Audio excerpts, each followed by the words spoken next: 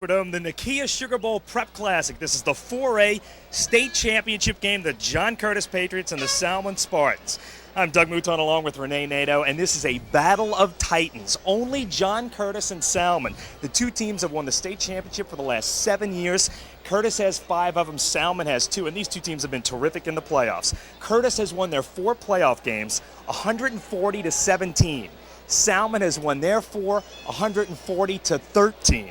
Two terrific programs, Renee. Storied rivalries, but just call it, Doug, the Oakland Raiders and the Dallas Cowboys. That's about as close as you can get. You know, in fact, the Salmen Spartans, they took one of those titles away from the John Curtis Patriots back in '94. They won it in '95 as well. But this is two teams that are ready to go, and I wish I could strap it on and be down on the field with them. Without question, the best two programs in Class 4A. We're going to send it down to the third member of our crew on the sidelines, to Tim Fanguy. Tim? Thank you very much, guys. Comparing Salmen and Curtis is like comparing Microsoft and Quaker Oats. On the one hand, you have the Salmen Spartans, who sport the all-black uniforms and have the trendy 3-wide receiver and 1 running back offense. And on the other hand, the John Curtis Patriots are red, white, and blue and run the ultra-conservative veer offense. Now, this contrast in style should lead to a pretty interesting matchup in today's ballgame. Let's throw it back to the booth.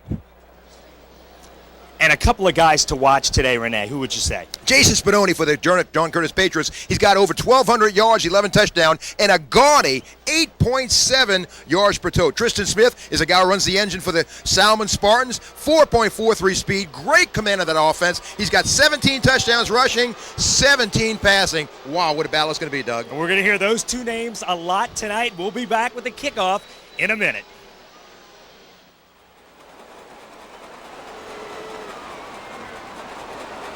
Today's game, your referee is Bill Gorham. Umpire is David Boot.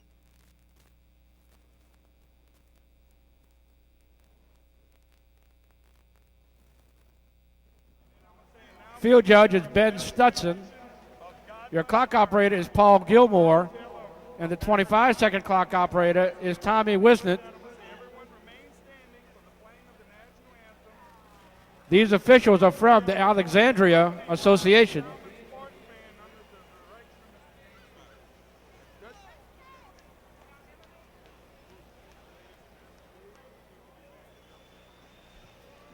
Salmen won the toss. Joseph made the decision at the beginning of the second half.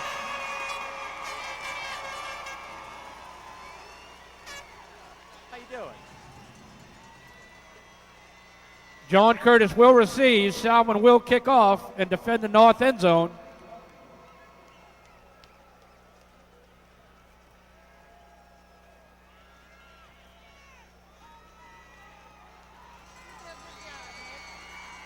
We ad libbed a lot of it. Pass. Take that tape off. Get rid of that.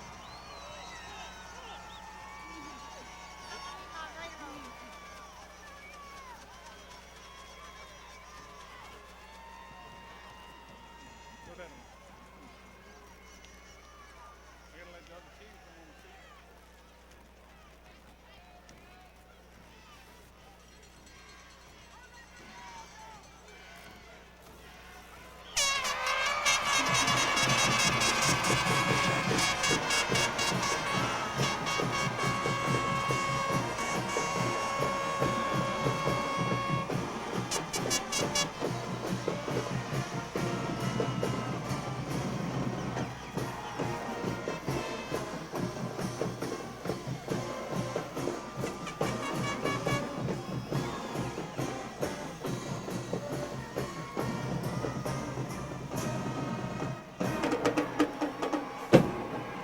Ladies and gentlemen, welcome to the Class 4A State Championship game.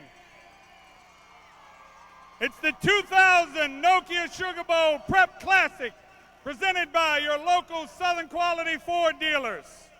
First, the visiting team from District 10 with a record of 12-1, the John Curtis Christian Patriots.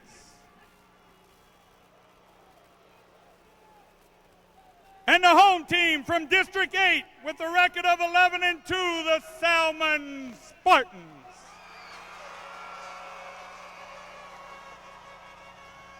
Would everyone please stand for a special rendition of God Bless America to be performed by Mr. Earl Taylor of Baton Rouge.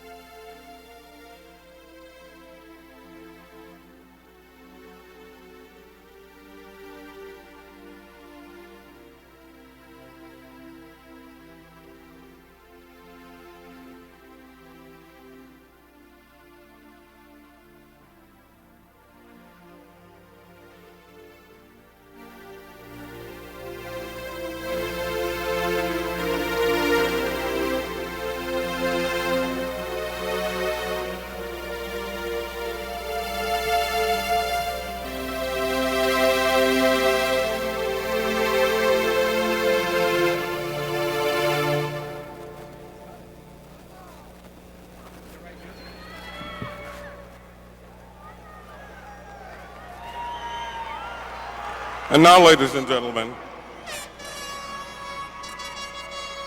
to honor America, God bless America.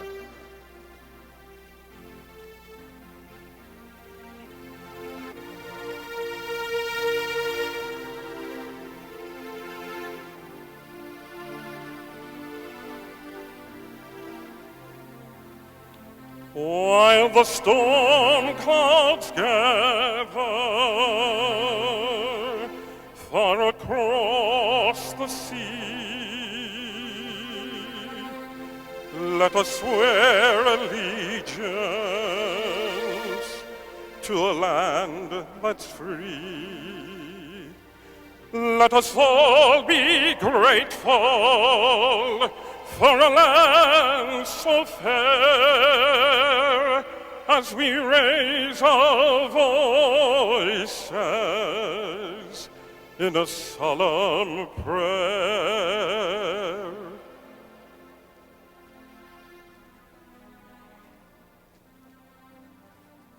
God bless America, land that I love. Stand beside her and guide her through the night with a light from above, from the mountains to the prairies, to the oceans white with foam. God bless America, my home, sweet home. God bless America, my home, sweet home.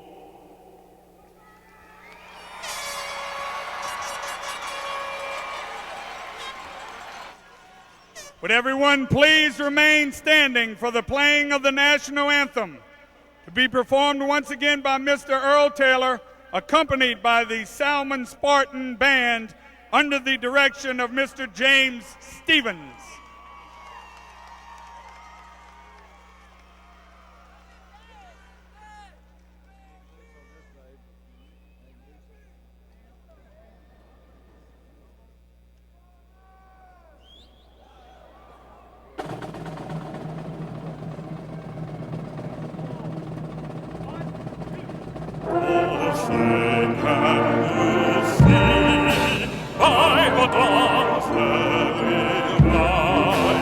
But so proud we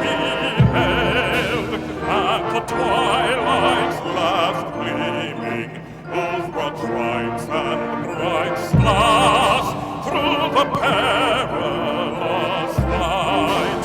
O'er the ramparts we watched were so gallantly streaming, on the rocket's red glare, the bombs bursting in air gave proof through the night that our flag was still there. Oh, save us that star-spangled banner yet wave o'er the land of the free and the home of the brave.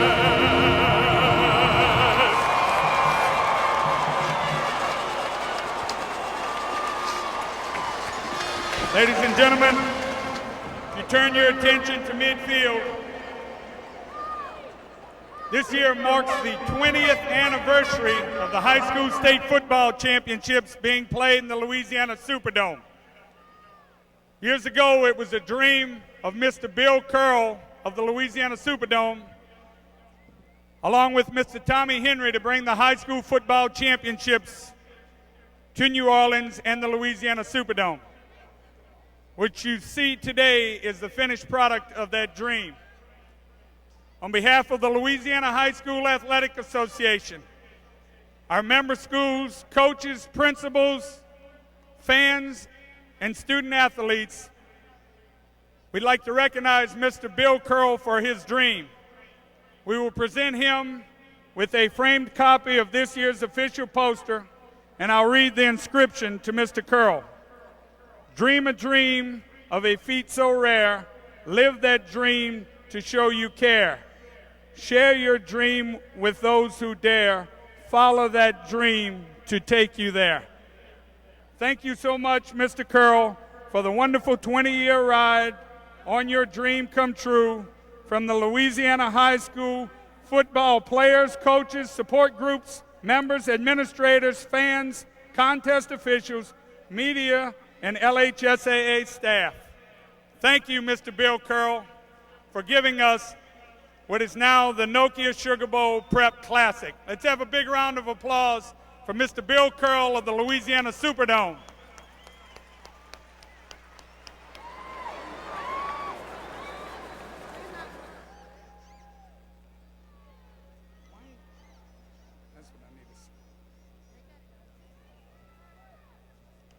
And now if you turn your attention to midfield,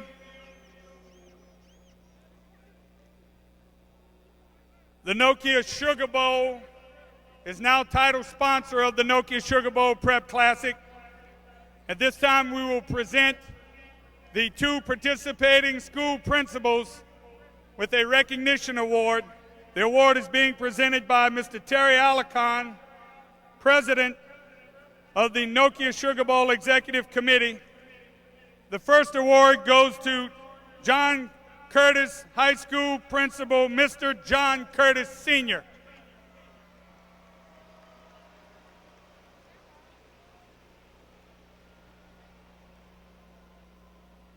The next award is presented to Salmen High School Principal, Ms. Janet Condas.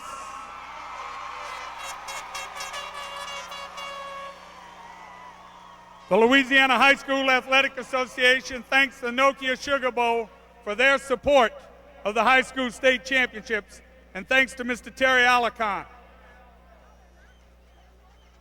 At this time, we'd like to recognize Ms. Tiffany Carter of Sports Care of Louisiana for the presentation of the 2000 Coaches Award.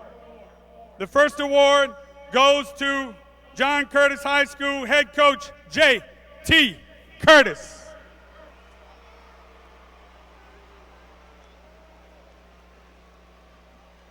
The next 2000 Sports Care Coaches Award goes to Salmen head coach William Stubbs.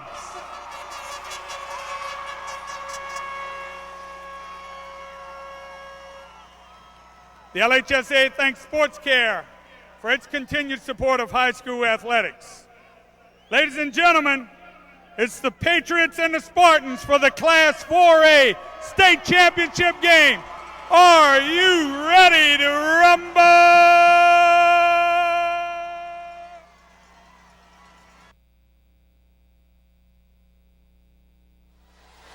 Salmen will kick it off to Curtis to start the 4A state championship game. It's David Duplessis, their kicker.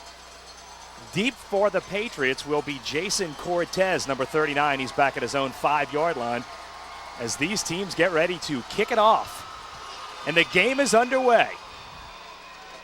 And it will be Cortez from his own goal line.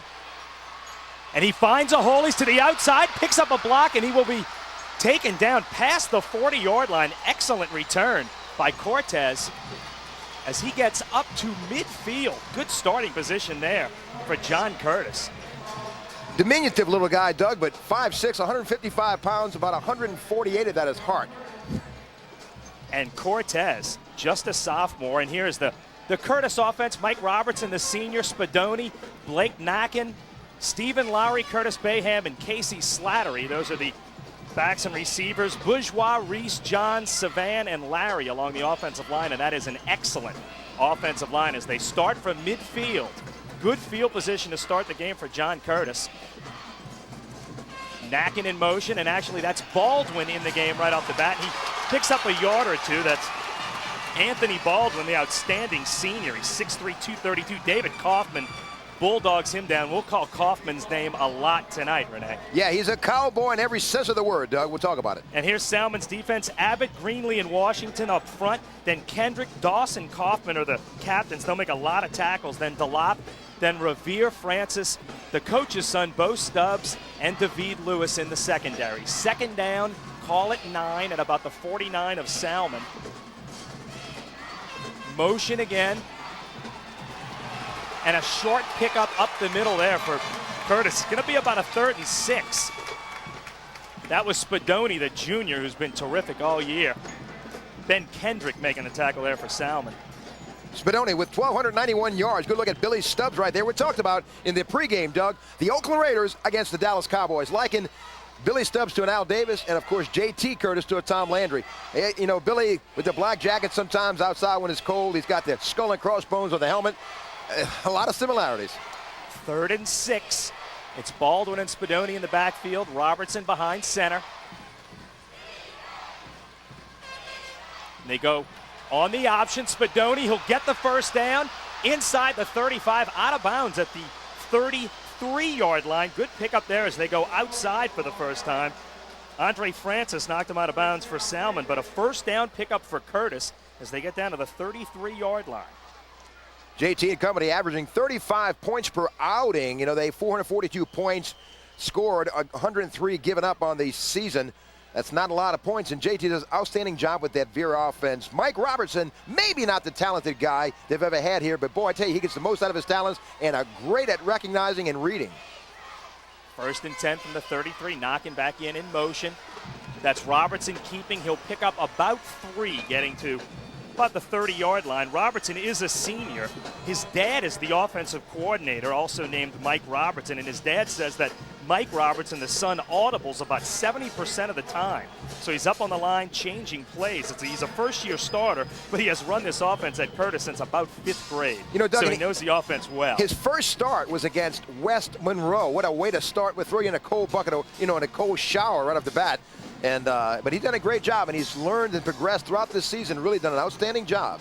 And that's Knockin getting his first carry, and he'll pick up about 5 going inside to about the 25-yard line. Curtis loves to run it inside. They will do that a lot tonight. They've had huge success doing it all year, and they've had huge success doing it in the playoffs. Those inside guys do a terrific job for them on the offensive line. This will set up about a 3rd down and 2. Big play here for Curtis. Their bookend tackles, Bourgeois and Larry, are college prospects. We'll talk about them, but Reese, Johns, and Savan do a great job inside. 3rd and 2. 2 tight ends in the game, 1 receiver to the top.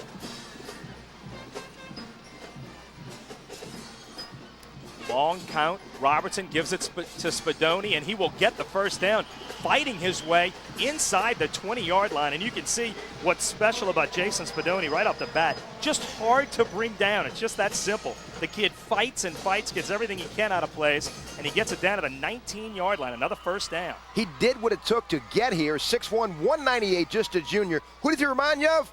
Chris Howard. Went to Michigan and Jacksonville and the Denver Broncos briefly, but he's got a really hard-nosed style. Bench presses over 300 pounds. First down from the 19 now for Curtis. 2 tight ends still in the game. 1 receiver, Bayham, to the bottom of the screen.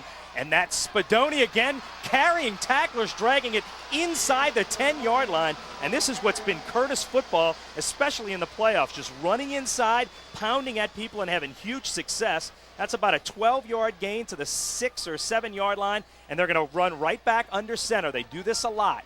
Now, he had contact right off the bat as soon as he collected the ball from Jeremy. And Baldwin picks up a couple more as they will do that a lot. They'll go with no huddle a lot tonight to keep the defense guessing. Looks like they're going to do it again. Keep the defense from making any kind of substitutions or any kind of adjustments. This will be a 2nd and goal from about the 3. Curtis on the opening possession of the game, 8:10 to go, first quarter. Robertson behind center, and it's a fumble, and Salmen scoops it up, and it's off to the races. That's Aaron DeLop. He's inside the 40, gets a block, and he is going to score. Aaron DeLop all the way back with the fumble, and Salmen with the early touchdown. As Curtis drove all the way down the field, they give it up inside the Salmen 10, and the Spartans take advantage of it. DeLop had a huge 60-yard fumble return last week against St. Martinville, and he's got another one even longer and an even bigger game this week. And he's got 4.5 speed, Doug, so you're not going to catch him from behind. Great penetration up front as DeLop just bounced right into his lap. He's racing up the field with an entourage, and Baldwin lends a little pursuit here, but batted away by Andre Francis, and DeLop just got the rest of the coast. DeLop got the one block he needed, and Salmen, just like that, goes up 7-0. And Renee, that's really been a story for both of these teams. Salmen plus 21 in turnovers on the year, now plus 22. Curtis now minus 7. First quarter, 7:50 to go. Salmen with the early lead in the 4A state championship game. It's 7-0. And then they fumble it. Aaron DeLop, the outstanding senior linebacker, scoops it up. He's a 4.0 student. He made a smart play, scooped it up, took off for the races, got one block from Andre Francis, and scores. And it's Salmen up 7-0. Taking advantage of the turnovers. They are plus 22 now in turnovers of the year, and Curtis has put it on the ground too much. They're minus 7 on the year. They fumbled a lot, and that was a problem early. 7:50 to go first quarter. Salmen with the early lead, 7-0. You know, it's not an insurmountable lead, Doug, but Curtis is not used to coming back, and their offense doesn't lend themselves to a huge margin, but 7-0 is a good way to start for the Spartans. And a pooch kick goes about 6 yards out of bounds, so Salmen gets the penalty on the kickoff, and Curtis will once again start in good field position. Thing about Mike Robertson, you talked about him in the first series. He grew up at Curtis football, being with his dad, and really did a good job. Even though this was his first start, he has the headmaster right there, the winningest coach in Louisiana history, with 16 state titles to his credit in football and a bushel for him in baseball. Illegal procedure, black, 5-yard penalty, re-kick. Thing about that Veer offense, Doug, is they must control the line of scrimmage and carry through their blocks. It's a tough offense to defend against, but Salmen did a pretty good job down there, and this is going to be a game of opportunities, and right now Salmen is one up on John Curtis. Yeah, Curtis had actually moved it well. They had gone 42, 43 yards, getting it inside the 10, but obviously against a team as good and talented and fast on defense as Salmen, you can't put the ball on the carpet because they can scoop it up and go. Well, Billy Stubbs said that he has never had more team speed than he has right now, so that speaks volumes, and you hadn't seen the offense on the field yet. Right, and DeLop, a good example of that. The outside linebacker, 6'2", 210. High kickoff comes down to about the 16-yard line. And a good return through the middle. Flag goes down. Still on his feet. That's Ricky Eubanks getting out of bounds inside the Salmen 40, but you get the feeling this one is coming back. A flag back on the 26-yard line. Eubanks got good blocking. Yes, it is a hold, and this one will come back. Eubanks got good blocking, nice piece of running, but Curtis will have to start deep in their own territory. Good return, but it shows what kind of a potential they have. We got a holding on the white team, 10-yard penalty, first down. JT Curtis asking who did it. Few teams work on special teams like Curtis does. They have always been outstanding. They have turned many, many games on punt returns or blocked punts. They did it against Bolton in the state quarterfinals with a blocked punt. And this time the special teams bite them as they start at their own 16-yard line. Robertson behind center, 2 receivers in the game. Spadoni on motion. And Robertson knocked down. He'll lose a yard, and we're going to send it down to the field to Tim Fanguy. Tim? Recovery in the touchdown. But for Bill Stubbs' defensive troops, they've been huge all season with 6 defensive shutouts on the year, including a 21-0 shutout of Martinville last week. We'll send it back up to you guys. Yeah, absolutely, Tim. In fact, 3 shutouts of the 4 playoff games, and they've only given up 13 points in 4 playoff games. So, yeah, it's an outstanding defense for Salmen. And Curtis, 2nd and 11. You don't want to get into passing situations against these guys. They can really rush the passer. And that's inside carry. Getting about 2 is Spadoni. Not much going there, and it's going to be 3rd and long.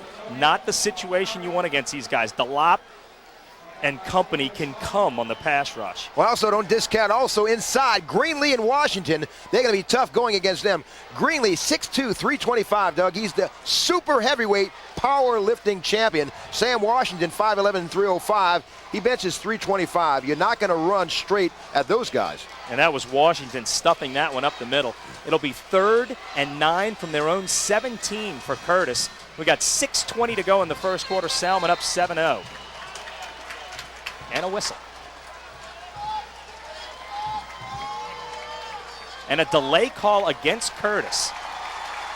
So now it was a 3rd and 9 is now a 3rd and 14. And Curtis had all the momentum in that first drive, and now it is all Salmen since the fumble. The thing about JT and his staff, they've been here before and they will not get rattled. Down by 7 points. A lot of time left to go here. 6:16 in the first quarter. But he will not get rattled, and they've been here before, and they're just so sound on offense. Oh, absolutely. Experienced, they've all been to the dome, and that's Baldwin. He's got a little room, but he stumbles, and he will go down past the 15. They get a little more room for the punt, get a little field position, but Baldwin just that close to breaking that when he had some room, but he was tripped up, and he's down at the 16-yard line. So it's going to be 4th and 10. Curtis going to have to punt it away. Wow, look at this. JT sends his special teams on the field quick, a la Fran Kersey from Kentucky. And that was Delop just getting enough of him to trip him up. The punt will come. It's in Curtis territory, and a nice play there on the tackle. That is 16 for Curtis. That is Corey Meredith, the outstanding senior defensive back, making a good play on the punt return there. Corey with that 4.5 speed does a great job in his cornerback position. You see a lot from him. LSU, Texas, Ole Miss, Georgia, and Alabama are among his suitors. All right, let's take a look at the Salmen offense now as they take over for the first time. Tristan Smith, the outstanding quarterback. Thomas, a big runner. 4 receivers, Lee, Terranova, Burkhalter, and Gilpin. And then up front, Tyson, Schlesinger, Cahill, Hanlon, and Wagaspack. A terrific offense, and they will run the spread formation out of the shotgun. Tristan Smith throws down low. We got a flag on the play, and getting loose, we got a fumble. And what are they going to rule it? That was Kendrick Lee turning it over, and Curtis recovers. Let's see what the flag is for. Robbie Uchler recovered the fumble as Kendrick Lee, fighting for extra yardage, turned it over. But we did have a flag early in the play. Big call coming up here. Tristan Smith just driving back 2 steps, firing away at his wide receiver, Kendrick Lee, with 4.4 speed, guarded closely by Corey We got Meredith. an eligible receiver downfield on the offense. Penalty decline. White's ball. And turnovers now go 1-1 as Curtis gets it back in good field position. You see Lee beating Meredith, but then he will turn it over. And perhaps a strip coming from Fabacher or Uchler. Uchler on the ball for the Patriots, and They have new life at their own 42-yard line as we approach the 5-minute mark here in the first stanza, Doug. Curtis gets it back at their own 42. Robertson under center. He's got Knockin and Spadoni behind him. That's Spadoni in motion. Robertson going to throw it. He's a lefty. Delop at the end. It's a little high as he got some pressure. Delop came high. And then he was hit by Kendrick, the outside linebacker coming from the other side. And it's incomplete. It's going to be 2nd and 10 for Curtis now. That pass intended for Curtis Bayham, who had some looks at from Tennessee, Clemson, Tulane, Georgia, Arkansas, and Louisiana Tech, and was planning on committing last week to Clemson. It was not made official as of yet, but 4'5" Speedster with 6'1", 197 pounder will be a great catch wherever he goes, either offensively or defensively. 2nd and 10 now. It's Baldwin back in the game at running back along with Blake Knockin. Baldwin is 32, Knockin 31 behind Mike Robertson. One receiver to each side. Robertson, draw play. This is Knockin. He's got some room through the middle. He's got a first down, and he's inside the 45. He picked his way for about 13 yards on that play. You know, Knockin doesn't get much attention with Spadoni and Baldwin, but he does a good job. Coming back from an ankle injury early on, but does a great job. Better moves. He bounces outside. Powerful runner, 5'10", 188. And complements Spadoni and Baldwin. Gives them both a nice used rest. And this is Baldwin, and he's got some room. He's inside the 40, getting to the outside, inside the 30, and he steps out of bounds, just barely pushed out as Baldwin finds room up the middle, then breaks it left and picks up another John Curtis first down. You know, Doug, he's a novice at running the ball. He's not quite as polished, but he does remind you style-wise of a Jonathan Wells, who's now up in Ohio State. He's got some great size, 6'3", 232. Negotiates the 40 in about 4'6". But great agility, bouncing it outside, running away from the pursuit for stepping out of bounds. And Baldwin disappointed in himself. Salmen calls a timeout to regroup on defense, as Curtis has picked up a couple of quick first downs on runs by Blake Knockin and Anthony Baldwin. Baldwin 6'3", 232. He's a big kid, and he picks up a big chunk of yardage there. South Florida, Clemson, and LSU have inquired about his services, and he'll be good. Curtis, 81 yards rushing thus far, and we're well into the first quarter, a lot of time to go, so they come storming back, hoping to answer that last touchdown by the Spartans. And other than the option to the outside, it's all come inside, and that's what JT's team has done so well in the playoffs. They've run it inside with Savan and Warren Johns, the center, and Herb Reese, the other guard. They pound at you inside. They did it against Bolton, and they did it against Assumption in 2 big playoff wins, and they're definitely going to try to do it against Salmen. You know, and you have 4 seniors up front with Bourgeois, a recruit, and Anthony Lowry, a 6'4", 300-pounder, Tulane, LSU, Ole Miss, Clemson, and Arkansas. Looking at him. But you know, there's so much good blocking, angle blocking, and this Veer offense is just a tough offense to read. Spadoni in motion, first down from the 29. That's Knockin, bulling his way for a few yards, gets to about the 25, so he's going to get about 4 on that play. Looks like he didn't have much, but he was still able to pick his way for a few yards through the middle. The thing about quarterbacks at John Curtis through the years, they've had to be really intelligent kind of guys because they have to recognize things, and when they step up to the line of scrimmage, they have 3 plays they're ready to call, and based on what the defense will give him, Robertson's going to look at some things and check off. So as you alluded to, he has 70% of his time checked onto plays. Through the middle again, Spadoni, he's got some room to the outside, and he is going to score. Jason Spadoni, 25 yards into the end zone, again that time off right guard behind Herb Reese, the senior, and Jason Spadoni, 25 yards for the touchdown. Great run, great vision, bouncing it outside using his 4'6" speed, and Spadoni puts Curtis on the scoreboard with his 12th touchdown run of the season. Right here, good run, goes to a hole, skates through a hole, and just runs away from the pursuit. Good gear after shifting into an extra gear and running away into the end zone, and we have an opportunity to tie it up here with the 4:20 mark. And a nice block by Brandon Bourgeois, the right tackle on the play to help spring Spadoni, and he doesn't need a lot of room, and he will go. Chris Jackson, the sophomore, on for the extra point to tie it up, and he gets it. And it is 7-all now, 4:20 to go in the first quarter of the 4A state championship game. And we're going to go ahead and take a break. We'll be back. 7-7 Curtis and Salmen. We've got a good one brewing in the 4A state championship game. Back in a minute.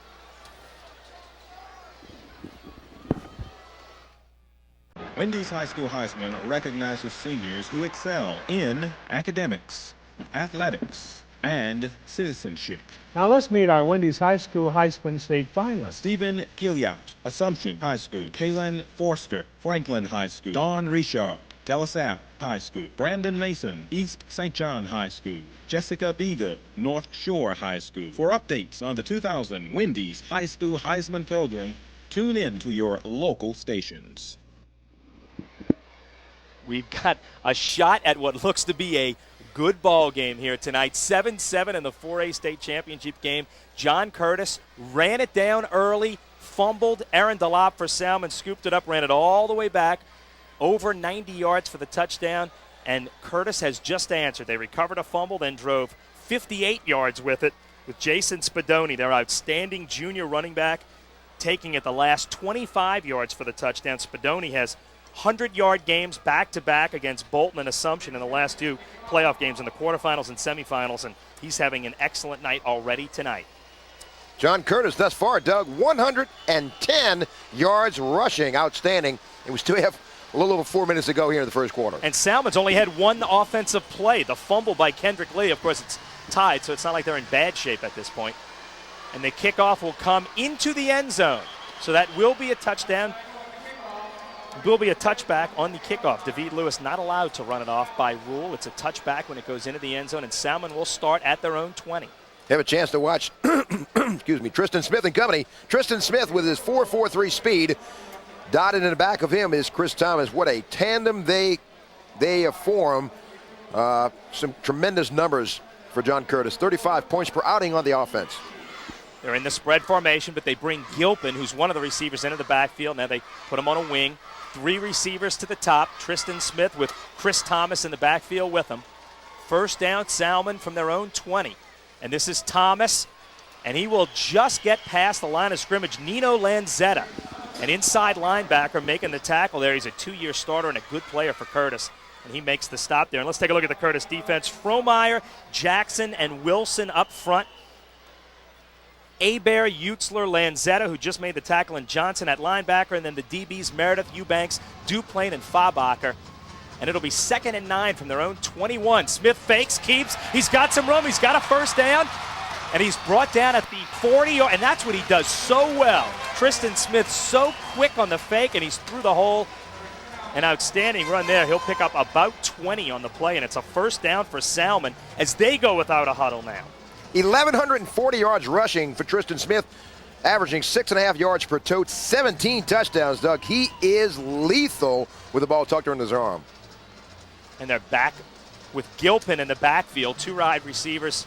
Well, now Terranova in motion. Thomas from the eye gets the carry. He picks his way for a few, and he'll pick up about 4 to the 44-yard line. As Salmen mixing up the offense a little bit. They won't go strictly spread, but they'll go a lot of spread with the 4 receivers. Hurry up offense once again.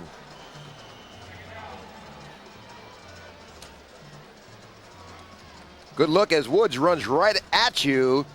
Good cutback run right there. A little help inside blocking. And now 3 receivers to the bottom as Thomas gets out of the backfield. Smith back to pass. He's got some room. He's going to take off. He's into Curtis territory to the 40, inside the 35, so quick, down to the 32-yard line. Tristan Smith just turning it on. And you talk about this kid, Rivals.com, one of the websites, puts him as the 59th best running back in America. They say he'll play running back at the next level. A lot of people say he'll be a quarterback, but he is so quick. Well, you know, he's going to visit Tennessee. LSU is also offering a visit. Tulane and Southern Mississippi have offered. Louisiana Tech and NLU, or Louisiana Monroe, also would like to gain his services. The ends went wide. Smith had lots of room, and he's got time in the pocket. Now it breaks down. He's got room to the left. He finds a man wide open. inside the 20-yard line. That's Sammy Burkhalter, one of the 4 receivers. He's a junior. And Burkhalter gets it inside the 20 as Smith bought time, ad-libbed, and then Burkhalter, he found him wide open on the play. He is so quick, Doug. 4.43 doesn't do him justice. He is unbelievably fast on this carpet. Finds Burkhalter for his 19th grab of the campaign. And he does so many things just from an ad-lib standpoint. Now from the 16, this is Thomas going outside. Not a lot of room. He does pick up a couple as he's knocked out of bounds at about the 13-yard line. Chris Thomas, just a junior, over 1,500 yards rushing on the season, 15 touchdowns. He's had an outstanding year. You know, you look at his numbers, number 22, and that is reminiscent of Dwayne Woods, who once ran the backfield for the Salmen Spartans, went on to play for Southern Mississippi, is still there. Just a junior. Thomas has 1,539 yards, go along with 15 touchdowns. Boy, I tell you, he compliments Tristan Smith, makes them a lethal attack. Call it 2nd and 6 from the 13. Gilpin in motion. Now you have 3 receivers to the bottom and the wide side of the field to the top. Smith fakes and keeps. They had him bottled up. He'll still get back to the line of scrimmage. He broke 1 tackle at the line and was able, Greg Bergeron had him in the backfield, but he was able to slip away and get back to about the 13, so it's going to be 3rd and 6 now. Big play for Salmen. There's a lot of pressure on those linebackers for John Curtis, Lanzetta, and Utsler, the inside guys, and Bear and Johnson are really going to have to keep him bottled up because the down linemen have their hands full with that huge offensive wall of the Spartans. 3rd and 6, Thomas out of the backfield. Tristan Smith by himself with 5 receivers. And he steps up, throws to Gilpin. Nice catch down to the 1-yard line. John Gilpin, the senior receiver, with a terrific catch as he goes up to get it, and he's down to the 1. Smith with pressure in his face got a good pass off, and here comes the goal line offense as they go to a more traditional set when they get down inside the 5. A slant to Plain. The safety from the Patriots had great coverage applied here, but he just found Gilpin, who grabbed it with his hands, really snared it. Gilpin with his 20th catch of the season did a great job. He's got a 15-yard average every time he catches it. The triple I now from the 1-yard line, and it'll be Thomas, and he is in. The Salmen Spartans take the lead with 1:07 to go in the first quarter with a methodical drive. Tristan Smith doing most of the damage, getting a couple of nice passes and a couple of runs, and Chris Thomas takes it into the end zone. 13-7 Salmen, 1:07 to go in the first quarter. Very impressed by how cool, calm, and collected Tristan Smith is, and it rubs off on his teammates. He is very, very much in command of this offense, and Chris Thomas putting the Spartans ahead with the extra point upcoming. 9 plays, 80 yards. They get the extra point, and it is 14-7 Salmen. Tristan Smith showing what's so special about him. We'll see him a lot more tonight. 14-7 Salmen, 1:07 to go first quarter. We're back at the 4A state championship game in a minute. From the triple I, he takes it right through the middle, gets hit at the 1, has enough momentum to get into the end zone. That's his 16th touchdown on the year. And Salmen back in front, 14-7. Great surge from the offensive line up front, Doug. In fact, Hanlon and Wagaspack are guys on the left side, along with the center Cahill, responsible for giving him that gap. And lead blockers as well did a great job up in front of him. In fact, that was Jeremiah Abbott lining up at fullback for that play. We've seen just about 200 yards of offense in the first quarter between these two teams. And that's Jason Cortez in the end zone. Good kickoff there from David Duplessis, and Curtis will start from their 20. Salmen just had it from their 20, drove 80 yards, got the touchdown. Let's see if Curtis can answer back. And the Curtis offense will be back on the field momentarily. You know, Nakan did a great job last series along with Baldwin Spadoni with that touchdown run. They got some pretty good receivers with Bayham, Stoltz, and Slattery, the tight end. Not a lot of catches from those guys, but their options. Good look at Billy Stubbs, the headmaster, if you will, of the Salmen Spartans. Been here before, a couple of state titles to his credit, and looking to make it number 3. Billy Stubbs and J.T. Curtis, 2 of the truly outstanding football coaches in the state of Louisiana. Their records are proof to that. And Curtis inside, they're going to pick up about 5 on first down. That's Baldwin. getting it to about the 25-yard line as they continue to pound away inside, and they will do that a lot as Baldwin comes up a little gimpy. Yeah, Baldwin has really come a long way. I remember seeing him in the St. Augustine game, the opening game, or really the second game of the season, and he's come a long, long way. He's learned a lot. He runs between the tackles pretty well, and like I said, some teams looking at him, and he's got a bright future in football. 2 receivers to the bottom of the screen. That's Spadoni through the middle. He gets about 3, so it's going to be 3rd and 2, and another big play coming up here for Curtis. They do not want to give it right back to Tristan Smith. JT said before the game that the best way to stop Tristan Smith is to keep him off the field. As we go under 15 seconds, that may have been the last play of the first quarter. They don't have to snap it before the end of the quarter, although they can if they'd like to. Robertson on the 3rd and 2. The defense stacked up in the middle, and they will let the quarter run out. As Salmen had 10 men bunched up between the tackles. And we are at the end of the first quarter of what's shaping up to be a classic. Salmen leading Curtis 14-7. Back with the second quarter at the Nakia Sugar Bowl Prep Classic in a minute. 4A state championship game. And Curtis needing to get a first down here to keep the ball away from Tristan Smith. And they have 2 tight ends in, 1 receiver to the top. It's Spadoni and Knockin in the backfield.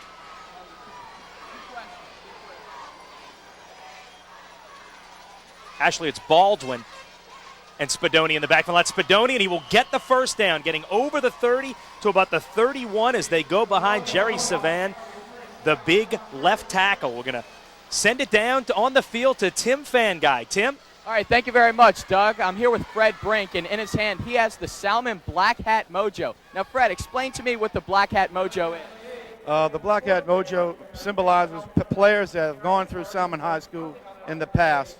What we like to do is remember everybody and every child, every player that played. And we do that symbolically through the helmet. And how important are the past players, in the Salmen's program, and how much do you try to aspire and honor them?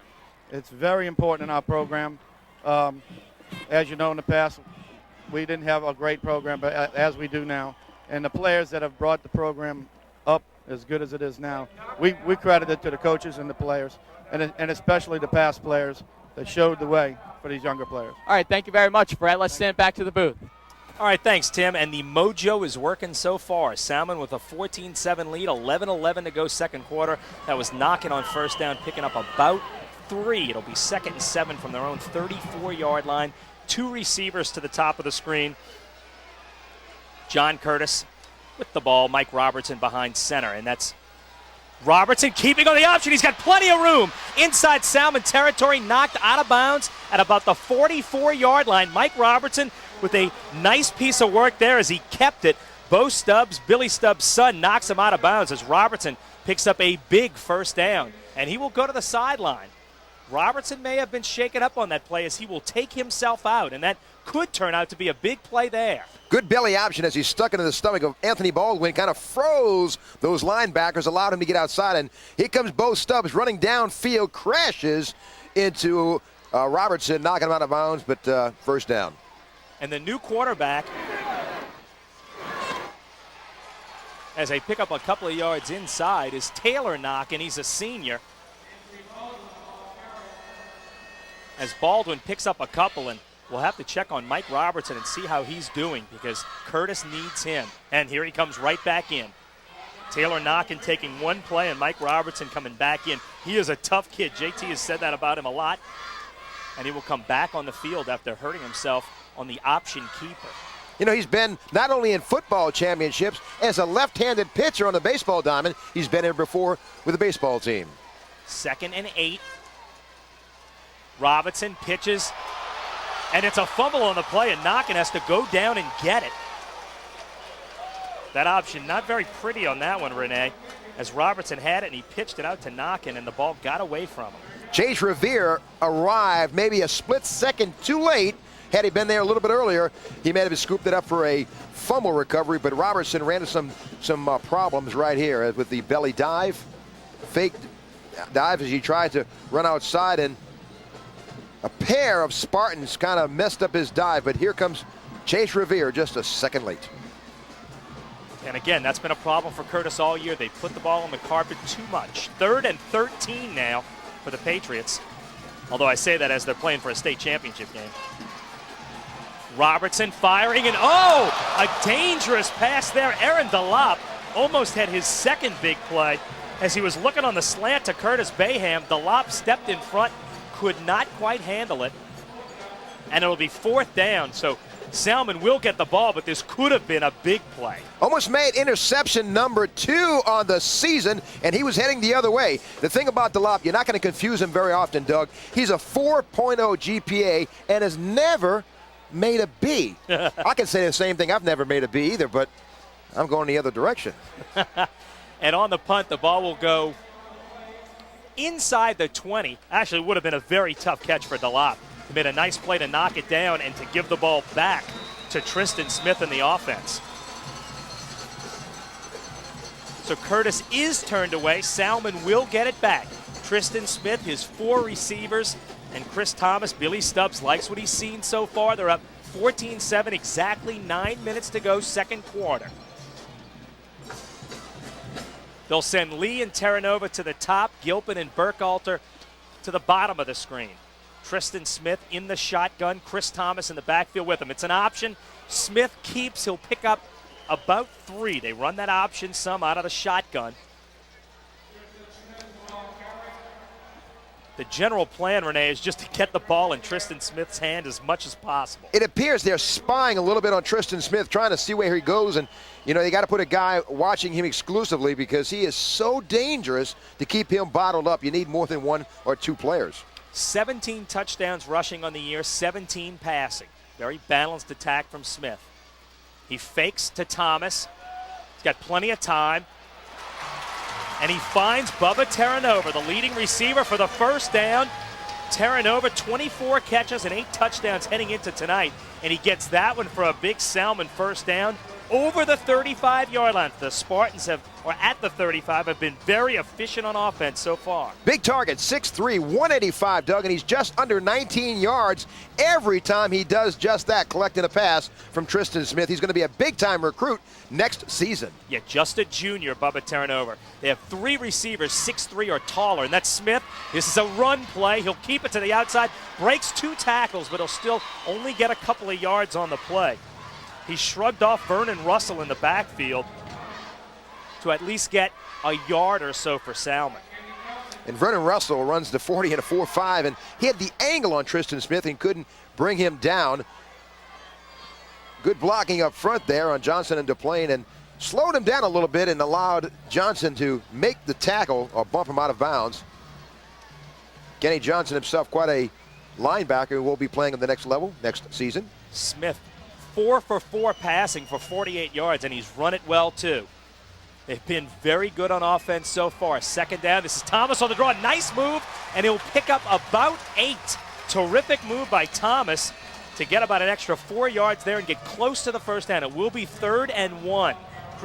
And if it was hard to watch him in the playoffs, Renee, all 4 of Salmen's playoff games were in the rain. They played in nothing but slop, and they are so much quicker on the carpet here in the Dome. Well, I tell you, if you were in the playoffs in Louisiana, you were in the muck, so get used to it. But, now with this fast track here, you really see what kind of speed Tristan Smith and company have. 3rd and 1, they swing it out to Thomas. He catches it, makes the cut. He's got a big gain inside the 40. Chris Thomas bobbling the ball, made the cut through a big hole on the little swing pass, and a big gainer for Salmen again as the offense continues to churn up the yardage. That had to be a tough catch because, first of all, hit him in the hands and he didn't have quite control. Then you're thinking as you're bobbling it, you're going to get blindsided.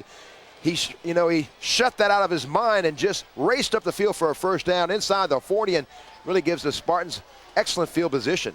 Put a nice move there on Ricky Eubanks to get to the 39-yard line, and Thomas comes out of the backfield. Smith alone in the backfield. 3 receivers to the bottom, 2 to the top. Smith got a little pressure, steps up, and he will go down.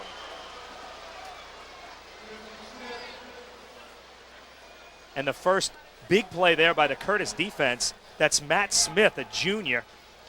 defensive lineman tripping up Smith as he was trying to break through the hole. It'll be 2nd and 12. The walls caved in on the outside. He tried to bring it inside, and Smith, with a diving prayer, trips him up enough to bring him down, and it's going to be a 2nd down situation. Curtis playing a lot of guys up front, running guys in and out, trying to stay fresh against Tristan Smith and the Salmen offense. They fake the draw. Smith over the middle. Good coverage. He really didn't have a receiver on that one. He was looking for Kendrick Lee. Threw it a little high, and it's going to be 3rd down and long now for Salmen. Bubba Terranova was sitting at the 15-yard line getting a suntan, drinking a cup of coffee. He will go back and say, watch for me next time we do that. He was unattended, and I tell you what, he could have crawled in the end zone, Doug. 6:30 to go, 2nd quarter. Salmen still up 14-7, but a big play here. 3rd down. Curtis brings 4, and they get a rush. Nice pass there by Smith. It'll be short of the 1st down, but Sammy Burkhalter does catch it. Tristan Smith with the rush in his face with a terrific play to get it close, and actually they're close enough where they can think about going for it from the 32 of Curtis. Sammy Burkhalter with yet another catch. That's his 2nd catch of the game. His 20th of the season. Very physical, and the best part, a junior, 6'3", 195. And they will go for it. It's a 4th down and 3 from the Curtis 32-yard line. It's too close to punt, too far to kick a field goal, so you go for it. Tristan's going to run, betcha. Gilpin in motion. They've got 3 receivers to the top. Tristan Smith back. Throws a little high, and Curtis will take over. Curtis with good coverage and a good pass rush. Smith did not have a lane to run in. He threw it for Thomas, the junior running back, and he could not get it. We're going to send it back to Tim Fanguy on the sideline. Tim? Well, thank you very much, guys. You see Mike Robertson coming back into the game. The reason why he left on the last possession is he scraped up his left throwing elbow on the turf of the Superdome, and the trainers had to attend to it because his left elbow was bleeding, and he's come back into the game, and he should continue for the rest of tonight's ball game. A bloody elbow he can take. So Mike Robertson, that's good news for Curtis. And that's Spadoni up the middle, and he'll pick up about 4. Running right up the gut. And big number 90 with the tackle there. That's Sam Washington, and we've called his name a few times already as he makes the stop. It's going to be 2nd down, call it 6 from about the 37-yard line. Robertson draw play to Spadoni, and it is stuffed in the middle there. It looks like Aaron DeLop with the big stop, number 13. Also number 40, that's Jeremiah Abbott. You know, DeLop is going to make someone a great catch as a linebacker. Tulane McNeese, Northwest Louisiana, are among his suitors. Also plays a little baseball in right field, but they feel he'll dress out to about 230 pounds when he reaches college. 3rd and 4, big play, and Curtis will not get it. Spadoni is stopped at about the 40-yard line, and it's going to be a 4th down now for John Curtis, as they will, actually that was Knockin. They will not pick up the 1st down, as Knockin gets a couple, but they're still a 2 yards shy from the 40-yard line. And Curtis will punt, and Salmen will get the ball back. Big stop there by the Spartans. 4:28 to go now in the 2nd quarter, and Curtis will punt it back to Salmen. Bubba Terranova and John Gilpin will go back deep to return the punt.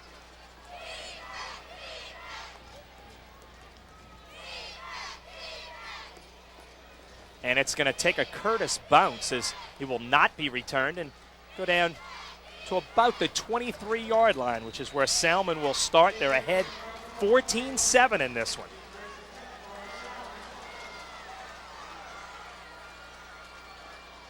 Tristan Smith and the offense coming back on the field now. 4 minutes to go, 2nd quarter of the 4A state championship game. Doug Mouton along with Renee Nadeau, and the Salmen offense has been good so far, Renee. Yeah, they have, Ben, and Chris Thomas has been really, really outstanding. Yeoman's effort by Tristan Smith, and you'll see a lot more of number 9 and 22 as the game goes on. Call it their own 24-yard line. This is the option. That's Thomas on the pitch. Not a lot of room, but he finds his way for about 6 yards there, 7 maybe, and a terrific run by Thomas on the cutback as Curtis had to contain to the outside. And Chris Thomas showing what's so special about the junior running back. They said he may have the best vision ever, and you think of people who have come through the system like a Dwayne Woods, but you know, he's at 180 yards on 14 carries against St. Thomas More in the muck. Good cut right here, and that turf allows you to do that. Craig Wilson got a hand on him, but couldn't bring him down. Call it 2nd and 4, and they run the draw. This is Thomas getting to the outside and picking up a couple. Nino Lanzetta was riding his back, but Thomas still dives forward. He is short of the first down, so it's going to be another 3rd down and about 1 or maybe 1.5 yards to go now for Salmen. And they'll stay in the spread. As Smith just handing it off to Chris Thomas, bouncing it outside. Lanzetta getting a hand on him along with Johnson. And Tristan Smith on the keeper. He's going to get the first down and get out of bounds at about the 37-yard line. Salmen with another first down as they keep the drive going. 2:50 to go second quarter. You have to start thinking about clock at some point here. Yeah, and you know, the thing is, Tristan Smith, it's so tough to keep him bottled up. You spread your guys outside. He'll do a quarterback draw on you or give it to Chris Thomas and run up the gut on you. So I'll tell you, you cannot figure him out. 2 receivers to the top, 2 to the bottom. Tristan Smith back in the shotgun.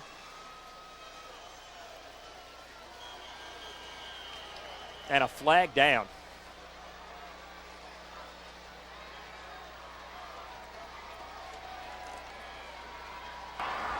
Prior to the snap, false start on the offense, 5-yard penalty, still first down. You know, playing in the district that John Curtis plays in has certainly been an asset to play against the Tristan Smith, since they play against the likes of all these passing teams, Perry Walker and company. And this gets them ready for a Tristan Smith type offense that airs the ball out and really lets things fly. Although they haven't seen one as good as Tristan Smith. Smith back, throwing to the sideline, good coverage there as he was looking for Burkhalter and was not able to get him the ball. It's incomplete. That was Vernon Russell with good coverage on the play. I'd have to say a similar talent would be Linares Elpage, who ran against the Curtis Patriot defense last season. And 60, so quick. He takes 2 steps and he's gone, and he's back to pass again on a 2nd and 15. He's thrown it deep and there's no one there. That'll go harmlessly incomplete. Obviously a mix-up there as Burkhalter shaking his shoulders like not sure what that was supposed to be, but Burkhalter pulled up and Smith threw deep. So a 3rd and 15 now. We've still got 2:39 to go in the half. Curtis thinking they can get it back and try to tie this thing up before halftime.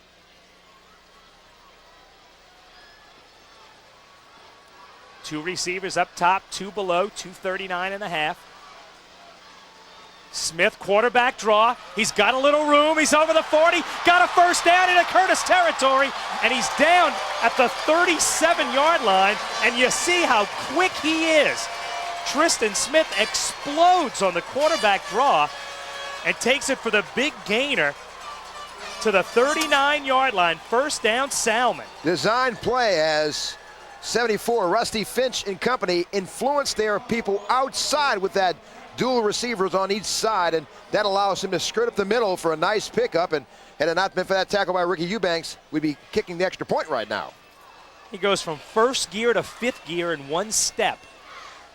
And it's a first down at the 39-yard line. Tristan Smith, you're watching quite a talent in this game. 2 receivers up top, 2 below again from the 39. They're going to give Smith a break and hand it to Thomas. Thomas brought down in the backfield. Nice play on that one by Donald Fabacher.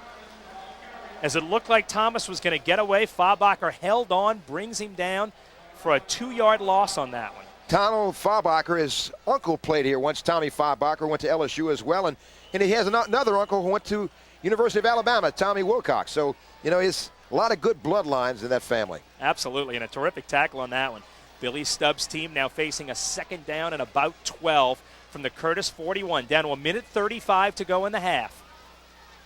Thomas up top. They got 3 receivers up top. Smith going to run again. Inside the 35, cuts back. First down inside the 30. Tristan Smith continues to do it. And there's a fumble on the play, and Curtis recovers. Tristan Smith put it on the carpet. Curtis gets it. And we're not sure which Patriot recovered.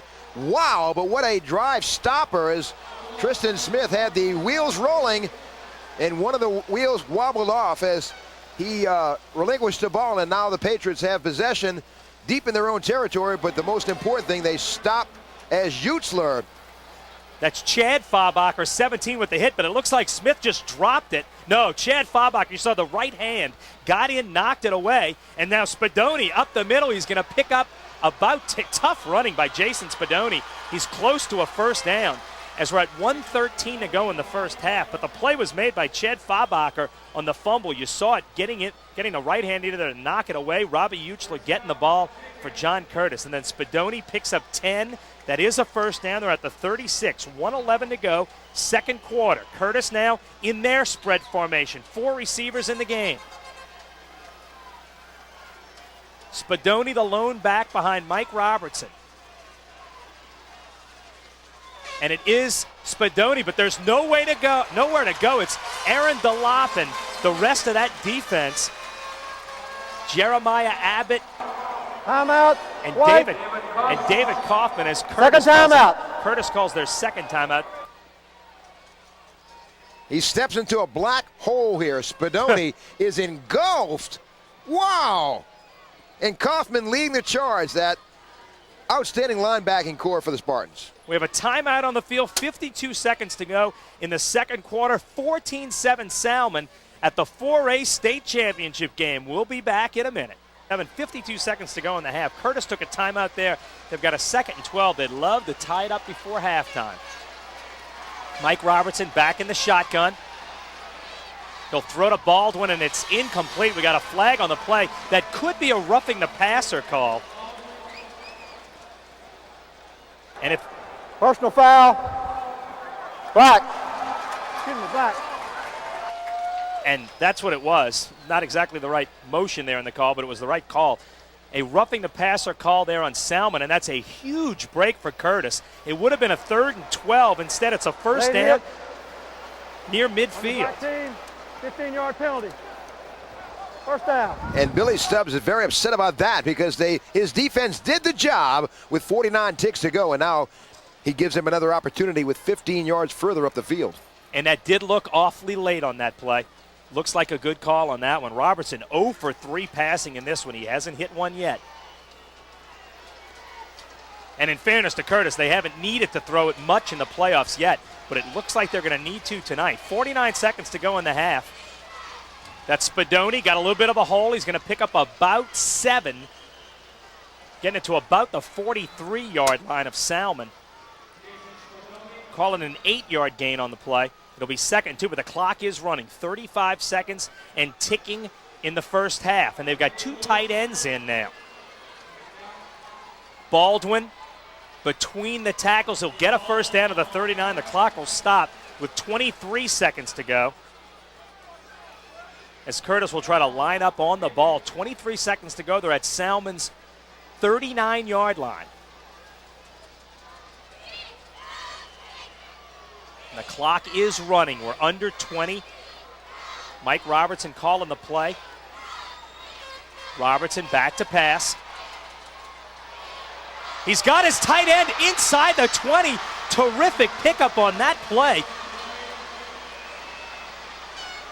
That's number 84, Steve Lowry, making the catch and getting out of bounds at the 12-yard line. Mike Robertson right on the money on that one, Renee. Boy, I tell you, that was an outstanding throw. Looked like right field, the home plate to the catcher, right over the top on the sidelines where only he could catch it. Great follow through. That's the outstanding mark of a good pitch right there. And Lowry gets him close outside the 10-yard line of the 12, and now they're at 8 ticks to go and decision time. And Curtis uses their last timeout with 8 seconds to go in the half. So what do you do here, Renee? Do you throw it up once and then kick, or do you just kick now? You throw one time. We're going to go ahead and take a break with 8 seconds to go in the second quarter. Salmen leading Curtis 14-7. Back from the Superdome in a minute.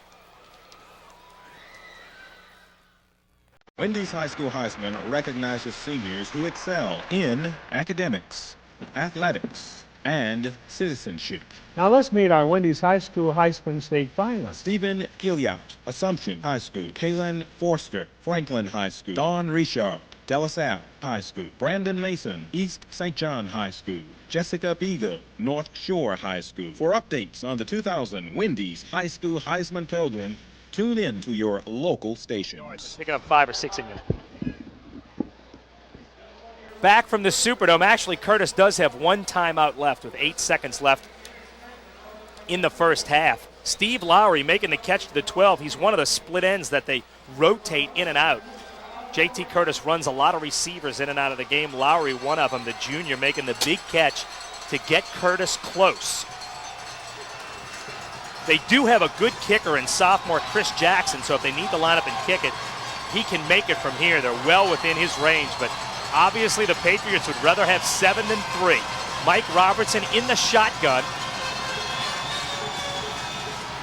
Robertson steps up, beats the pressure, got a man, but he throws high in the end zone. He had his man, Baldwin, the tailback, in the end zone, but a little too much adrenaline, and he threw it high, and they're going to bring Jackson on for the field goal now with 3 seconds in the half. He ducked under pressure, had the heat coming from the right side, and as he stepped up into the pocket, tossed it over Baldwin's head. Boy, I tell you what, that'd have been a tough throw to make, Doug. It'll be a 29-yard attempt for Jackson, but from the far hash. So a funny angle, you see it there. And it looks like he got it. Playing the angles, Chris Jackson, the sophomore, an outstanding kick on the final play of the first half. An outstanding first half in the 4A state championship game. We look like we have a classic in this one. Salmen 14-10 over Curtis at the end of the first half in the 4A state championship game.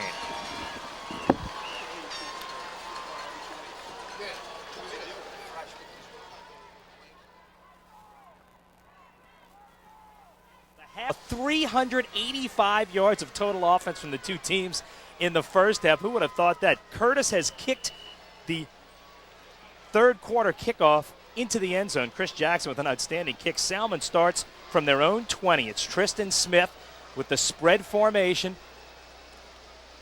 2 receivers down low, 2 up top, and this is Thomas getting the handoff, picking his way, nifty run. Thomas picks up about 9 when it looks like they had him at the line of scrimmage, even in the backfield. And Chris Thomas, again, the outstanding junior runner, having a terrific game. He had 23 yards in the first half, but he was better than that. And he picks up a nice 9-yard gain there. It's going to be 2nd down and 1 as the second half is underway here at the Superdome. And Tristan Smith back in the shotgun again. Call it 2nd and 1. Thomas drops it.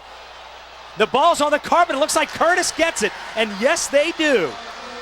Number 14, Ricky Eubanks, the senior. And the first big play of the second half goes to the Curtis Patriots.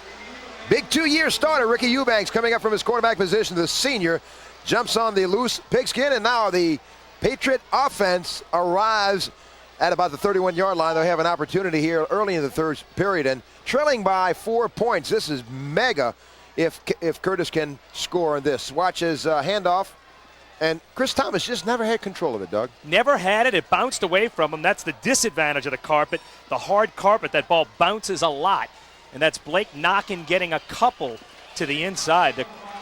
Not like when they played in the playoffs where they play in the mud where the ball will stick. On that carpet of the Superdome, you bounce something on that, and it will bounce. As you saw in that fumble, it just kept bouncing and rolling, and finally falling on it was Ricky Eubanks for Curtis. And the Patriots are in business now inside the 30. Give Knockin 2 on first down. Call it 2nd and 8. Mike Robertson behind center, the senior quarterback. He gives it to Baldwin, or actually Robinson keeps and gets a couple. Not much there, as you see Mike Robertson underneath the pile. That's tough going against a 6-man front, and Kaufman leading that as the leading tackler, number 44. And Kaufman, he's quite a store. He's second in the world in his class in pinning calves. Hard-nosed kid, kind of reminds me of a Walt Garrison, if you remember. He was quite a calf pinner himself. The one rodeo football reference, and you've gone to it. Yeah, I found it. Give Robertson 1, call it 3rd and 7. Big play for Curtis. And a little reverse coming around. This is Bayham, and he's got room. He could go. Curtis Bayham is going to score, and Curtis strikes. Salmen plug in the middle with lots of guys. Curtis goes to the reverse, and Curtis Bayham, the big senior, just ran it on in. And Curtis Bayham with great explosion with that 4.5 speed. Got a track background, long jump, got a long stride. And I know his daddy, Papa Big Curtis, is very happy, former Tulane player. Spent some time with the Seattle Seahawks, Atlanta Falcons, and Houston Oilers. He's happy. Somewhere in the stands is little Curtis, skirts around the left side for a nice touchdown run and puts the Patriots on top here at the 10-19 mark. Once he broke the line of scrimmage, there was no one in front of him, and they were not going to catch Curtis Bayham on the way to the end zone. And John Curtis has gone in front. 16-14 now. Chris Jackson on for the extra point. And we got a flag.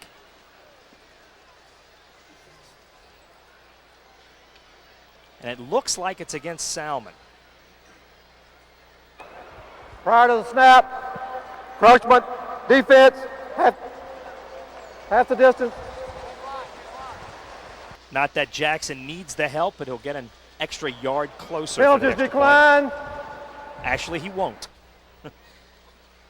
As they elect just to kick it from the 10. John Curtis in front now, 16-14, 10-19 to go in the third quarter. They get the turnover, and they take advantage of it in just 3 plays.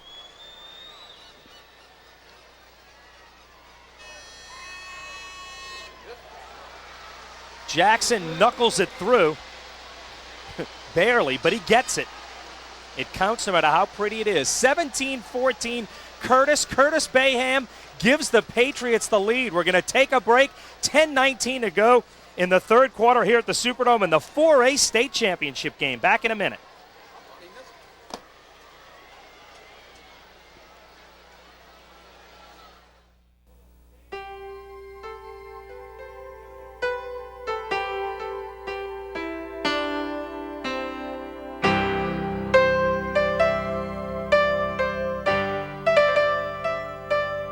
Just a reminder that kids who participate in high school sports tend to go a little farther than those who don't.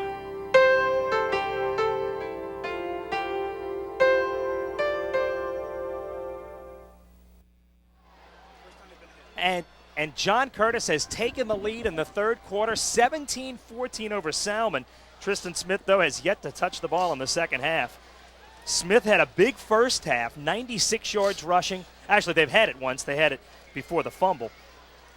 Tristan Smith had 96 yards rushing, 72 passing in the first half, but the first time they had it, they turned it over here.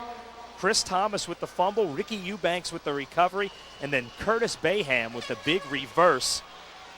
Well set up, well designed. They waited for just the right time to call it, and it worked. And Chris Jackson, who's been putting him into the end zone, will kick off now for Curtis. And if you can keep it away from Lee and Lewis, that's quite an advantage, and he will do just that. Into the end zone it goes. It'll be a touchback. That's David Lewis, the safety, not able to run it out.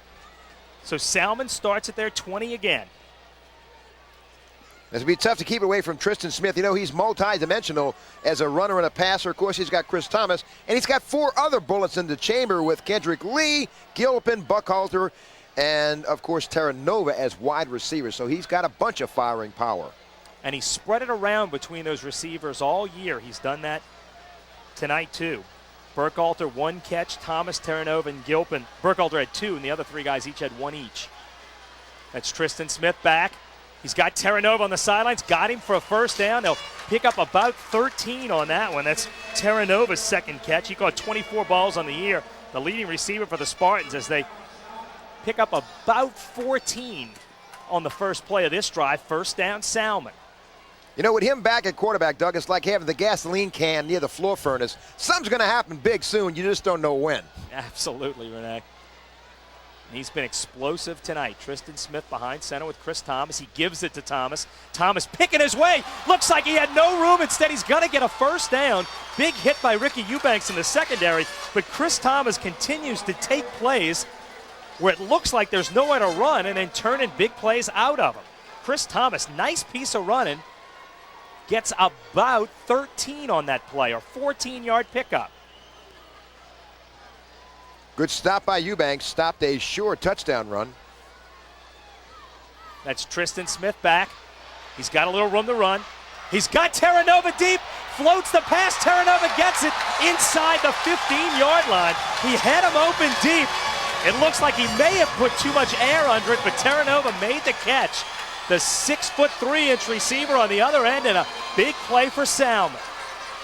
Throwing against a deep zone, Doug. In fact, he looks this way. Perhaps a secondary receiver starting to run, has other thoughts as Utzler faces him. Terranova finds an open spot behind Eubanks, or behind Meredith, and delivers the pass right on his mark. Corey Meredith couldn't quite get back to it, and it's a huge play for Salmen. They're down to the 12-yard line. Smith fakes, keeps, he's got a man, Terranova, touchdown Salmen. Bubba Terranova taking over on this drive, wide open, and Salmen answers Curtis right back. 80 yards straight down the field. Salmen back in front, 20-17. You know, that was well designed, Doug, because that fake handoff to Thomas froze those backers and those cornerbacks, and you had to stop and see what he was going to do. And that's why it makes it so dangerous. You have to respect his run first, but he lofted it with a nice touch pass for a 12-yard scoring strike. They did the 80 yards in just 7 plays. They get the extra point. Bubba Terranova, 3 big catches on the drive, including the touchdown. The Salmen Spartans, with 9:05 to go in the third, are back in front. Terranova makes the catch, 21-17. Back with more from the 4A state championship game in a minute.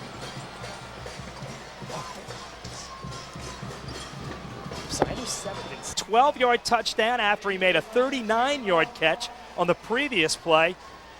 He'll get a well-deserved break, although he doesn't look winded. He looks ready for more. Bubba Terranova turns in big plays on the drive. Of course, Tristan Smith making the plays to get him the ball. And the one nice run by Chris Thomas, a quick 4-play, 80-yard drive. And Salmen answers Curtis right back in a strange design there on the kickoff, Renee, with the ball laying flat. Yeah. And they get the squibber. Curtis, somebody's got to fall on it, and Curtis will get it. That's Chris Bua, sophomore backup linebacker, recovering at about the 30-yard line. Looks like nobody wanted it for a minute there, but then Curtis does get it at their own 30. Salmen defense arrives on the field in a bad mood, and their inside linebackers, Doss and Kaufman, talked about Kaufman. Those guys are really leaders with Kaufman and Doss, 137, 130 tackles, respectively, and you got those guys make the defense go along with the lot, much like Tristan Smith makes the offense is a catalyst on the O. And they're the captains. You see them in the middle, 48 and 44. Curtis now from their own 30-yard line. That's Spadoni, and he's going to fight his way for a couple. Spadoni gets about 2 on first down as he nears the 100-yard mark in this game. Spadoni, a tough hombre, does a really good job. Again, he reminds you of a Chris Howard, really ran hard and went up to Michigan. And Chris has another year to come back. Jason has another year to come back. And boy, what a future he has here. Spadoni got about 2.5 yards. We'll call it 2nd and 7. And this is Spadoni again inside, powering his way, getting very close to the first down. That kid just does not want to touch that carpet. Fights for every yard. He's very much self-made. He's worked really hard in the off-season and worked on his speed, his toughness, his strength. And as he matures, he's about 198. He was going to get stronger and bigger. And I'll tell you what a find he's going to be for some college in 2001. And he'll get a break on this play. It is 3rd and short, less than a yard. It's about a foot to go on 3rd down. 2 tight ends in for Curtis. Mike Robertson behind center. And Robertson on the sneak, and he gets the first down and then some. It's actually a 5-yard quarterback sneak on 3rd and a foot. The offensive line, that's the middle guys, center Warren John, and then Jerry Savan and Herb Reese, the guards. Good surge right here as he runs right behind the center, and Johns gave him a nice little gap to run behind. You mentioned Savan. He's only a sophomore, Doug. He could be the second 4-year starter to come through the program. The other one was Tony Cunningham, who was an All-Metro, All-State performer, who went on to Tulane. But Jerry Savannah, 6'3", 275-pound sophomore, who will get better and bigger the next 2 years. That's Savannah at left guard pulling for Spadoni, and Spadoni will get a first down on another big run as they go off right guard and pick up about 13 on the play. Good run again for Spadoni, and that'll put him over 100 yards on the game now.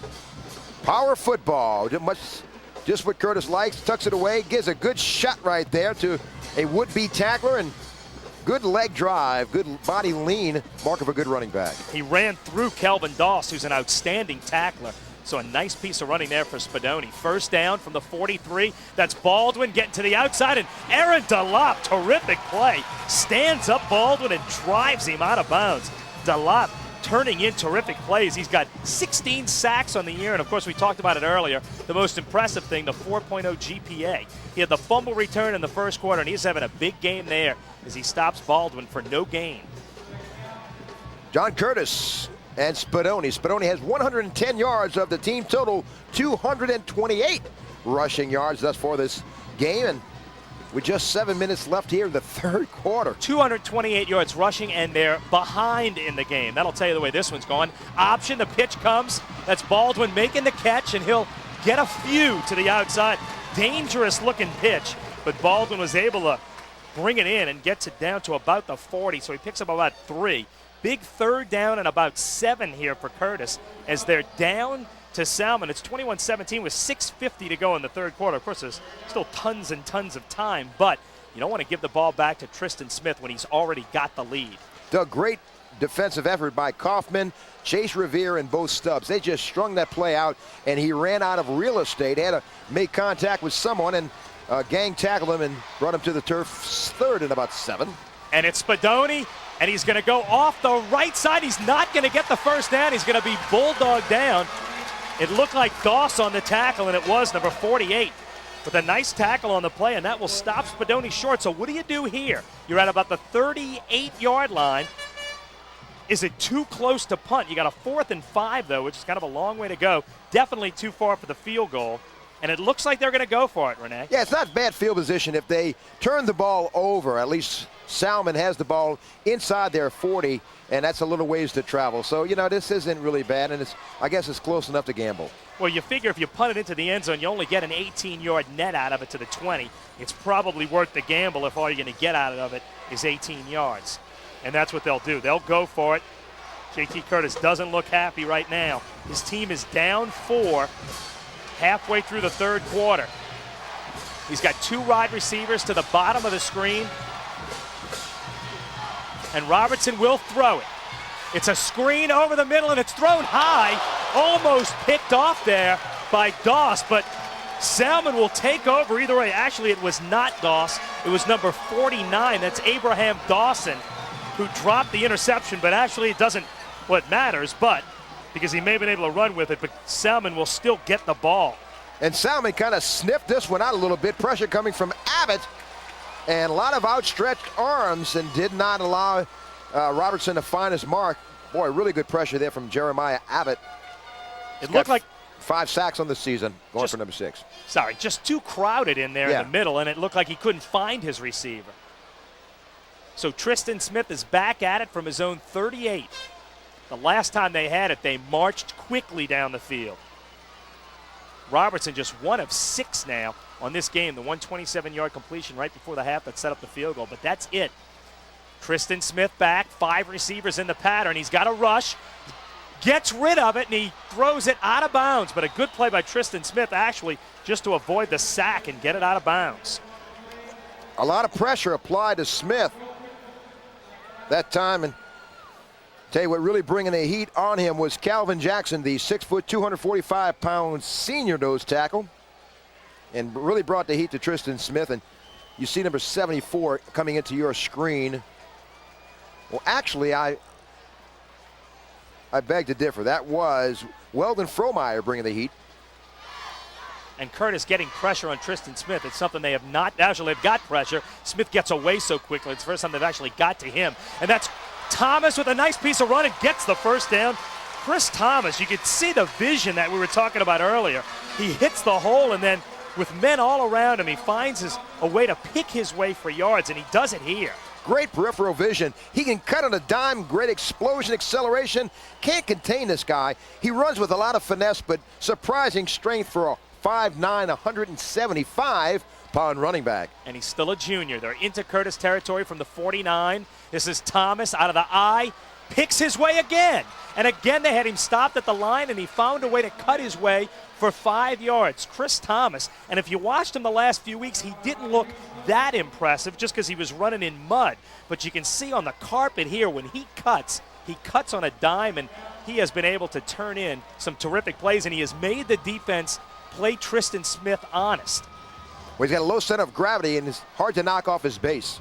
They stay in the eye. Gilpin blocking for Thomas, a little power running, and he's brought down short of the first down. He'll get a few. Looks like Nino Lanzetta, 61, and number 90, Chris Hebert, making the tackle there. Lanzetta, we've called his name a lot. I'd like to take this opportunity, Doug, real quick. Lanzetta and Utzler, you know, one of the nicest compliments is J.T. Curtis compares them to Vic Valoria, who as a sophomore at SMU has been elected team captain.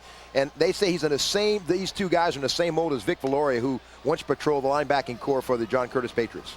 3rd and 2, and they're going to give it to Thomas. He picks his way and gets the first down. It's only a 4-yard game, but that is a terrific piece of running by Chris Thomas, the junior. He has shown some stuff, especially here in the second half, and Salmen keeps the drive alive as we approach the 4-minute mark of the third quarter. Doug, I don't know if it's number 22. He does remind me of Dwayne Woods quite a bit, but a smaller version of another number 22 who runs for the Dallas Cowboys. Boy, I just watch him, and that's what he reminds me of. Of Emmett Smith from Escambia High School in Pensacola, and that's 22 again, Thomas, and this time he is brought down. Nice play there by number 96. That's Craig Wilson with the stop, and now it'll be 2nd down and 10 as Tristan Smith will go into a passing situation. Thomas looks like he's not running at full speed. Surprising acceleration. He does have 4.4 speed, Doug, and I tell you, he'll cut and really explode away from you. And again, surprising strength for a young man with a 175-pound frame. From the Curtis 38, 2nd and 10. Smith, 4-man rush, steps up, and he's going to take off. He's going to get the first down, gets to the outside, inside the 20, inside the 15. An explosion by Tristan Smith. And just like that, they're inside the 15-yard line. Unbelievable. He has acceleration, and, you know, no highs, no lows. He's the catalyst of this offense. You can't rattle him, Doug. And he sits back there, and if it's the receivers are covered, he's going to run. And this is more or less a design play, in this case, but you're not going to catch him from behind, and sets up his blockers, dodges. Wow, had it not been for a tackle made from behind, he was gone. He beat Tony Duplain and picks up big yardage. Smith, he'll keep it. He's got room inside the 10, inside the 5, down to about the 1-yard line. Tristan Smith on the little bootleg. He had plenty of receivers in the pattern. It was a design pass, but when he sees an alley, he goes and he goes quickly, and he's down to the 1. Salmen knocking on the door again. Even though with 4.4 speed, Doug, he's got an extra gear. And, you know, he sees a hole and he'll fly through it. And, wow, Tristan Smith, what tremendous instincts he has. He did not get in. You see it's a good call. It's down at the 1. Jeremiah Abbott and Abraham Dawson in the triple I in front of Chris Thomas. And you know it's going to Thomas. He gets it, but that will not count. There's a flag before the play. Smith now at 136 yards rushing. 9 of 14 passing, 143 yards passing. It's the balance we've talked about, and he's continued that in this game. Somebody's down. Got illegal procedure on Black. 5-yard penalty. Still first down. And that'll back Salmen up. They'll have to start from their own 6. And it looks like Abraham Dawson, who is one of the fullbacks that came in that formation. He's a linebacker on defense. They bring him in as the middle guy in that triple I. I think that's who's down. It's hard to read the number. But it is 49, Abraham Dawson, on the field in the end zone. Salmen will be backed up. They'll have to start from their own 6. J.T. Curtis trying to figure out a way to stop that Salmen offense. Well, you know, Tristan Smith by himself is a load, but then you have Chris Thomas and those dangerous, lethal wide receivers. And, you know, I can't think of a way to stop this guy. And what Smith has done in this game that he has not necessarily done all year is he has not made any mistakes. He has, at times, thrown interceptions and not, you know, when you play the way he plays, you make big plays and occasionally you give up the big play. In this game, he has not given up any. He has been about as perfect as he could be, and he's got Billy Stubbs' team knocking on the door, going for an 11-point lead. Dawson is up. That's a good sign, and they'll help him off the field. Billy Stubbs doing a great job. 133 wins, 38 losses for the Spartan team during his tenure, and really has been doing a great job. You know, we talked about this earlier. More team speed on Salmen than he's ever possessed, and you didn't think that would ever come to fruition. You know, the thing about Tristan Smith, you may remember his brother was a quarterback for Salmen. David Smith, who moved on, was a wide receiver at Northeast Louisiana. And so he's got some great bloodlines, and I'm sure his brother David is here cheering him on. And that's a big question about Tristan Smith, where he will play at the next level. You watch him tonight, and you think this guy has got to help somebody at quarterback, but there is talk on the websites that he'll play running back or wide receiver or somewhere. He'll help somebody. Whether or not it's at quarterback remains to be seen. Okay, so now it's 1st and goal at about the 5.5-yard line. They still have the triple I. And it's a fake. Smith keeps trying to get to the outside. It looks like they've got him bottled up, and they do. Nice play by Vernon Russell to drive Smith out of bounds. And this is a big series here for Curtis. If they can force the field goal, they're still within 1 touchdown. If Salmen puts it in the end zone, then obviously they're up 11, and it's a whole different game as we've gone under 2 minutes in the 3rd quarter. Vernon Russell playing inside out, and he rotates between corner and safety, and it got a little muddled right here with a handoff, and not even sure if that maybe could have been a handoff, but Vernon Russell made sure of that, grabbing his jersey, and once you got a jersey, he have a chance. And you can see Curtis not fooled at all by that. Smith keeping the ball is not going to fool anyone. 2nd and goal now from the 10. Terranova in motion. This is Smith. Throws it away, actually, had 2 receivers together with 2 DBs, Cortez and Russell on the receivers. Really didn't have a man to go to, and he threw it away. So now a big 3rd down and goal from the 10 here for number 9, Tristan Smith. And there you see him, number 9. As he goes, so goes the Salmen Spartans. They liken his style, Doug, to a point guard in basketball. And they feel like in order for him to win, he's got to hit some threes. And, boy, he's hit some threes already, hasn't he? Yeah, absolutely. He's been a point guard like Chris Duhon. He's done it all. He's scored, and he's set up other people to score. 3rd and goal. Smith throwing it up for the end zone. Tight coverage, but coming down with the catch is Sammy Burkhalter. The 6'3" size advantage works for Salmen. It's a touchdown, and the Spartans are now up 10. Well, when you need a touchdown, go to Y.A. Tittle and R.C. Owens with the alley-oop, and they got it, Doug, right in the corner of the end zone. 6'3" frame. It's an advantage Spartans. He comes down with it. Can't compete with Vernon Russell, 6'1", and a great effort by Buckhalter. And it was good coverage. They were right there. The extra point is good, and now it is an 11-point lead. Burkhalter makes the catch. 28-17, Salmen in front. 1:45 to go. Watch it as he goes up and gets it. Back from the 4A state championship game in a minute.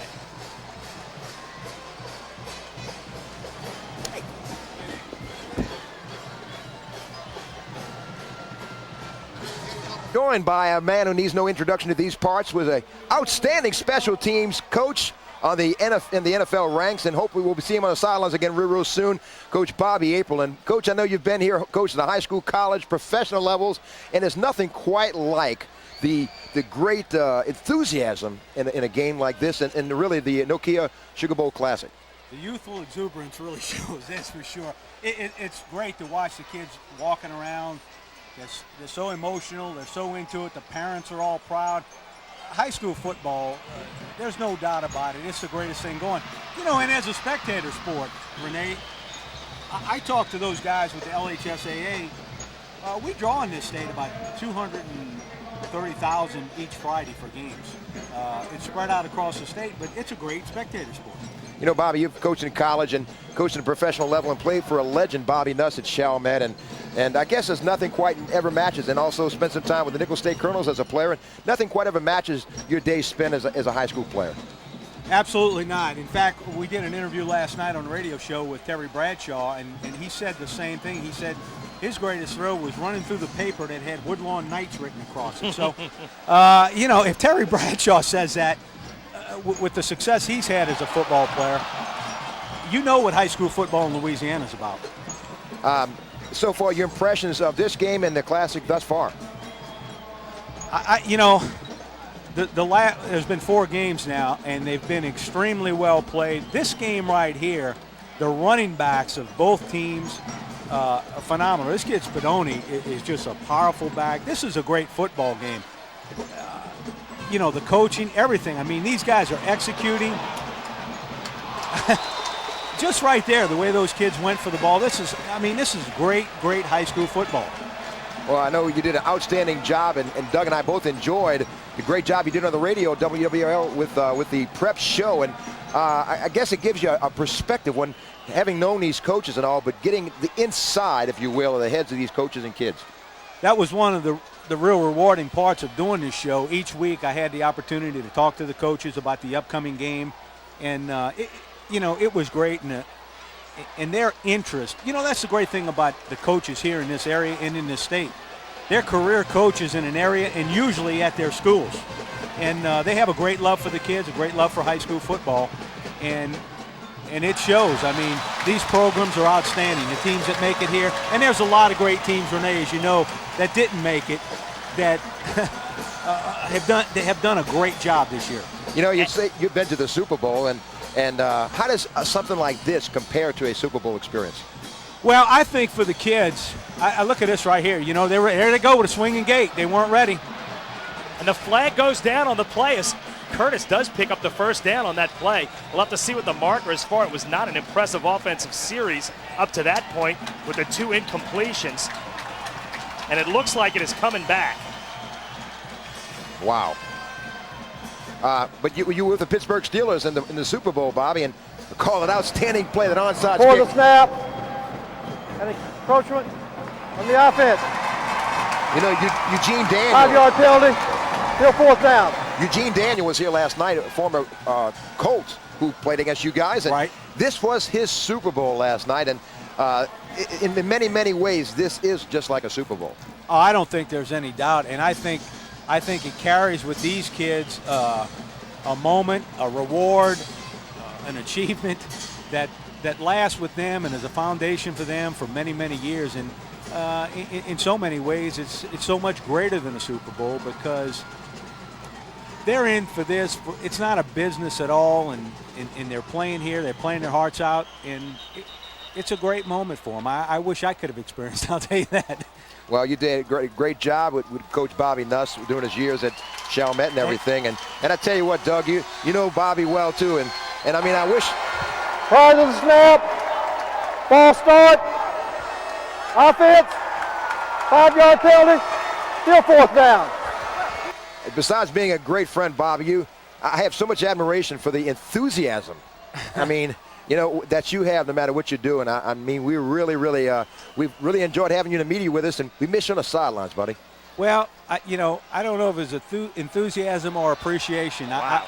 I felt so fortunate to be down there. The amount of gratitude spilled over into emotion, I guess, because I was very, very blessed to be a part of coaching. And Prior to the snap, offsides on the defense, 5-yard penalty, still 4th down.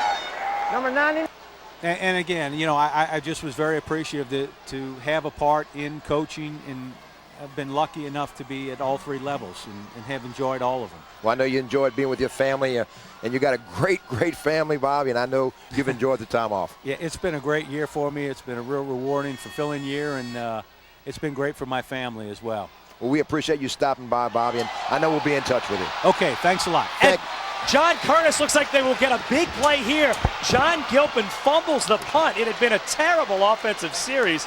Curtis fumbles on 1st down. They throw an incompletion on 2nd and 3rd. They pick up a penalty on a fake punt, but then they get a break as Gilpin fumbles the punt, and Curtis will get the ball at the 28-yard line.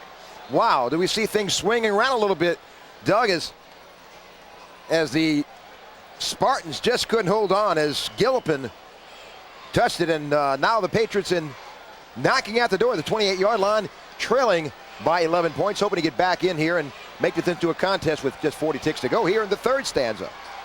Matt Smith made the recovery. Gilpin couldn't handle it. Jason Cortez wrapped him up.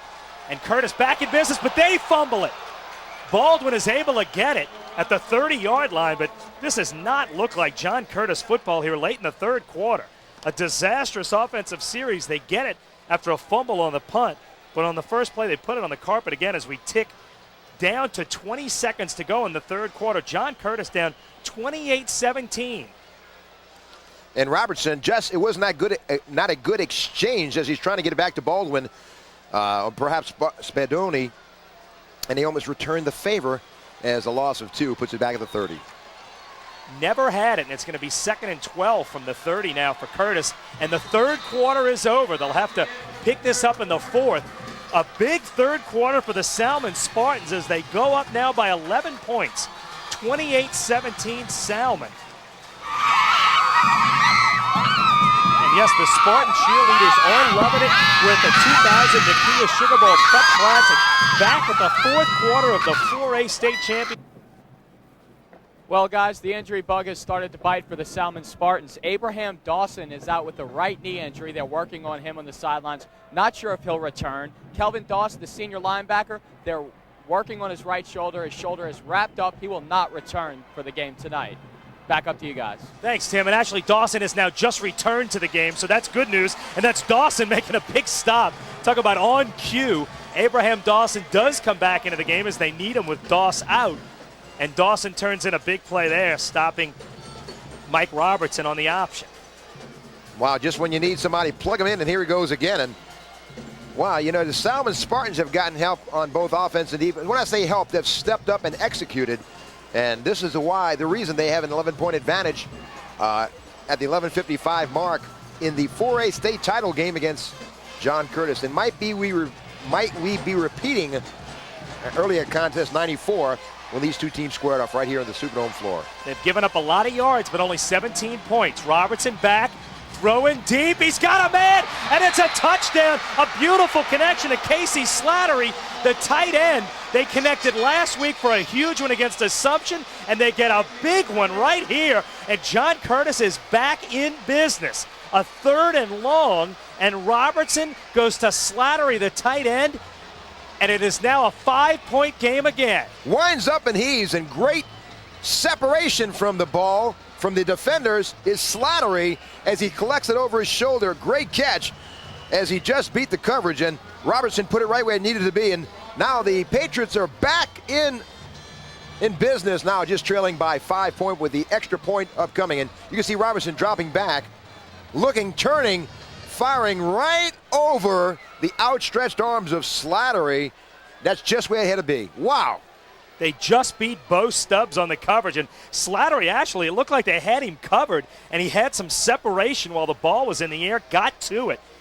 A terrific pass from Robertson, and there's Slattery, just enough separation to get the ball. Nice hands. He's just a junior, and he's huge. He's 6'2", 225. He's going to be a good one next year too, but a huge catch from Slattery. He had a big one last week. He's got a big one there, and Curtis called a timeout there. It looks like they're going to go for 2. They're going to want to get to within 3 here. They're down 5 right now. It's 28-23. If they get the 2, then they're just a field goal down with 11:47 to go. JT Curtis getting a big play there. Well, you know, I would think that they may go to their short yardage specialist, and that is Baldwin or Spadoni, who's been running pretty good between the tackles. But going for the deuce certainly will make this game, will give it a different complexion.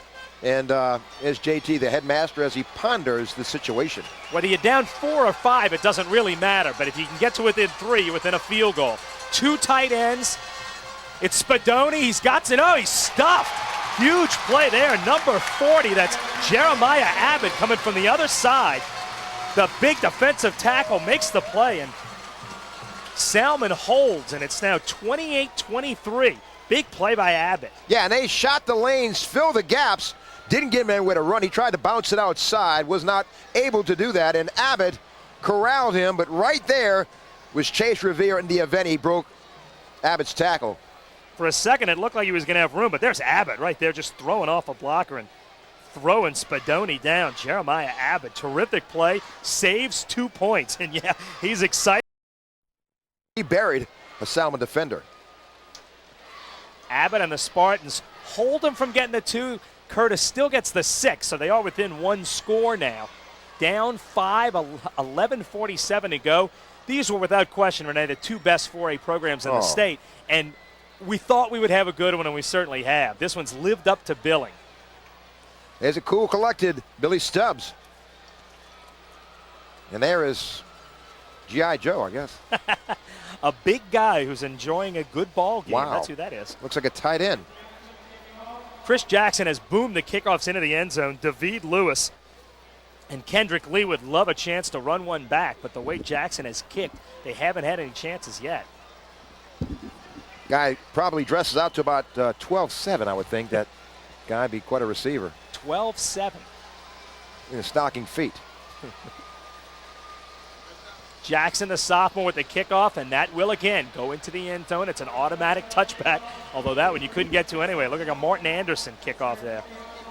And Salmen starts from their 20. They're up 5. And they have been tough to stop so far. Tristan Smith has had his way in this game. After 3 quarters, Smith, 128 yards rushing, 148 yards passing, and 2 touchdowns. Terranova has 1. Burkhalter has 1. He spread it around. 4 different receivers have caught a pass, and Chris Thomas, 72 yards on the ground. They're running out of the eye. Gilpin blocking for Thomas. Thomas picks his way for about 5.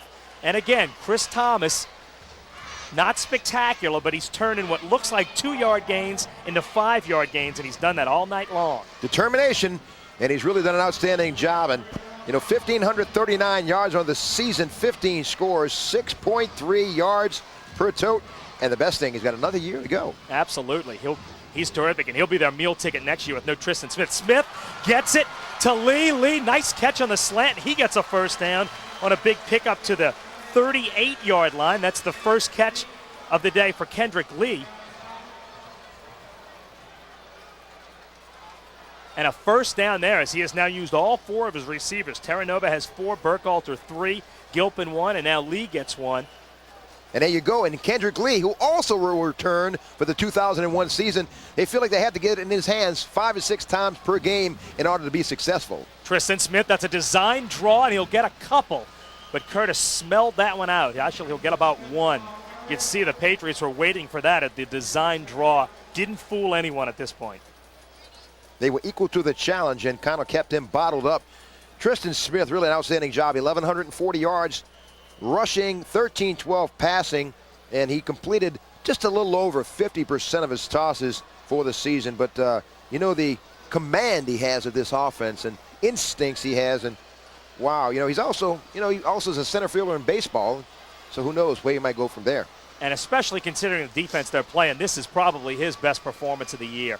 From the 39, second down. Smith, it's a reverse. This is Lee, and it's sniffed out. Nice play on the defense there. That's Utzler, the senior linebacker, just sniffed out the reverse to Kendrick Lee, threw him down. And now Salmen with a big third down coming up as we're about to go under 10 minutes to go in the game.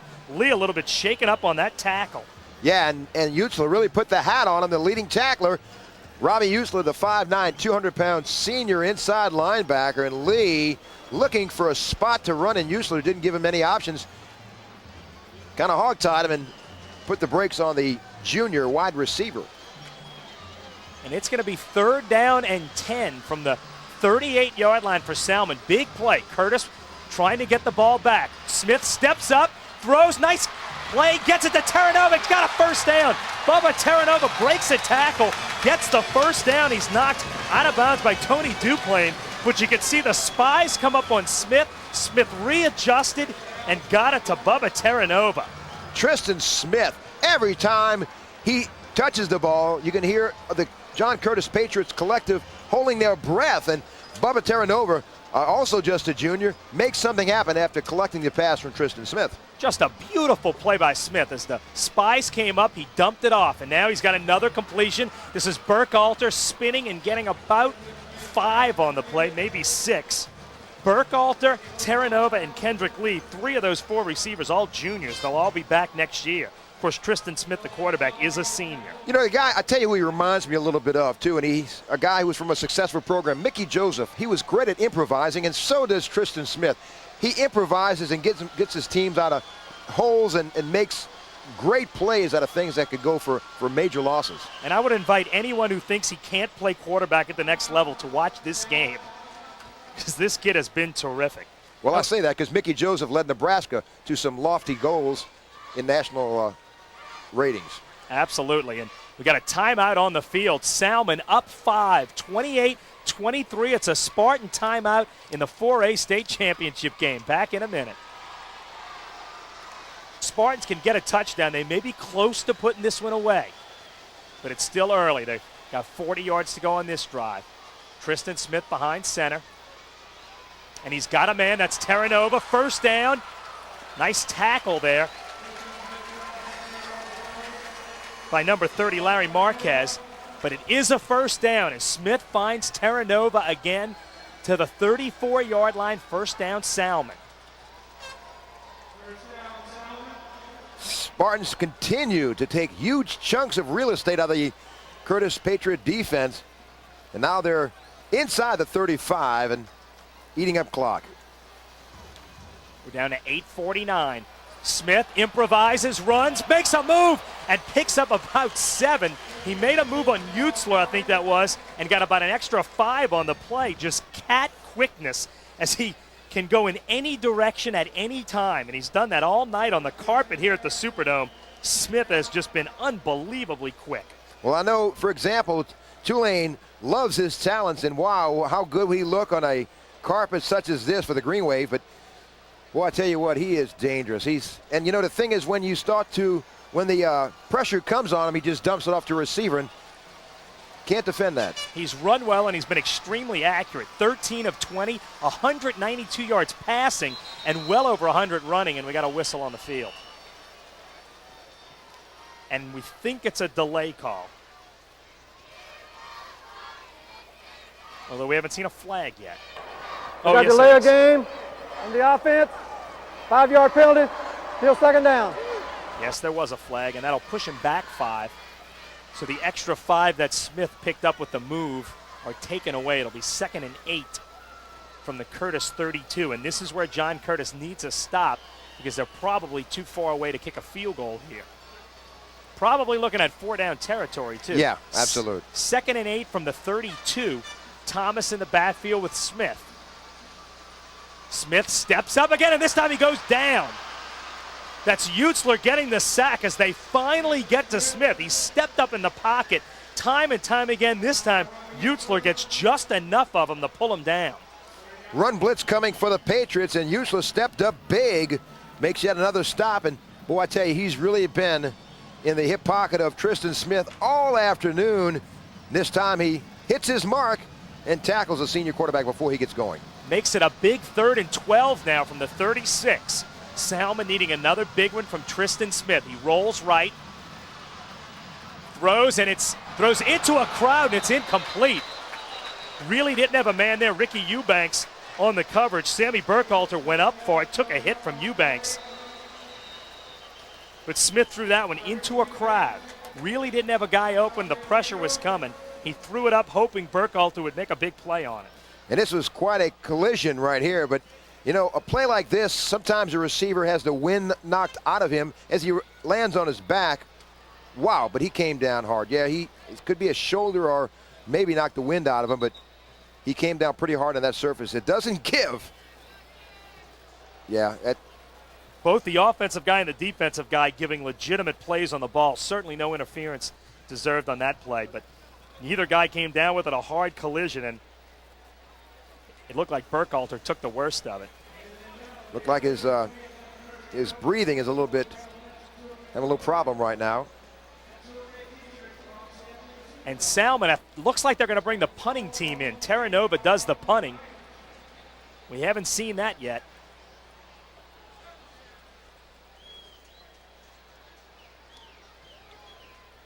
And there's a future fan. Just give me a bottle and I'm happy. The future fan enjoying a terrific 4A state championship game as they continue to tend to Sammy Burkhalter. He's a junior. He's already got a touchdown catch. He's played big in this game. You know, look who Salmen returns. They return Kendrick Lee, Terranova, Buckhalter, and Chris Thomas, along with a couple of interior linemen as well. Hanlon, the guards, both guards return, and, you know, wow. I mean, they loaded for Bear next year. Hanlon and Schlesinger will both be back. They won't have Tristan Smith, though, but they will have a lot of weapons. J.T. Curtis trying to figure out a way now to get his 17th state championship. He will get the ball back here, 7:21 to go. Burkhalter is up. That's a good sign. 7:21 to go in the ball game. Curtis down 5. Salmen is going to need another big play from their defense, from Aaron DeLop and company. DeLop has turned in a huge game for the Salmen defense. They've bent a lot and haven't broken much. Curtis does have 23 points, but it's been an offensive game on both sides. Maybe have the wind knocked out of him. Well, I guess we'll get a progress report from Tim. You hope that's what it is, and it looks like it could be. He looks a little woozy. If you haven't been on the Superdome floor before, it is a hard surface. It's concrete with a little rug on top. Notice he looked up at the scoreboard. He wants to see if the score has changed since he's been down, which will lead you to believe, how long have I been down there? And it has not changed. It is still 28-23 Salmen. 4th and 12, Bubba Terranova, the outstanding wideout, is also the punter. As he tries to pooch it inside the 10. He does, and there's a fumble on the return. Hard to tell who got it. A blocker for Curtis interfered with, I think that was Jason Cortez trying to make the catch.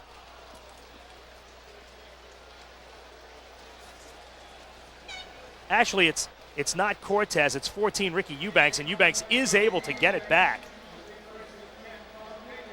You almost wonder if this halo rule doesn't come into effect here, as he did not have a lot of room to receive the ball, and well, I'll tell you, that was real close. You can see Corey Merritt at 16 getting awfully close. Actually, it hit off of Eubanks' hands into Meredith and then back to Eubanks.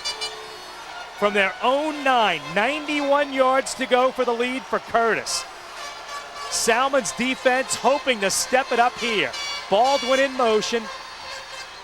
Robertson going to throw it. He goes over the top, and you can see Lewis just holding Slattery, grabbing him around the back. And actually, if Slattery gets loose, it's probably a good call for David Lewis just to grab him around the waist and take the penalty. Yeah, that's not a bad call, as Francis and David Lewis were both involved in that. And I'm sure they've been instructed, if you're going to get beat deep, go for the penalty. Would rather have that. Yeah, it's a holding call instead of what could have been a long play.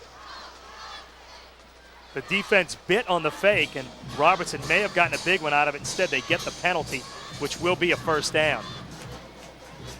But it's just 10 yards. We got holding on the defense, 10-yard penalty, first down.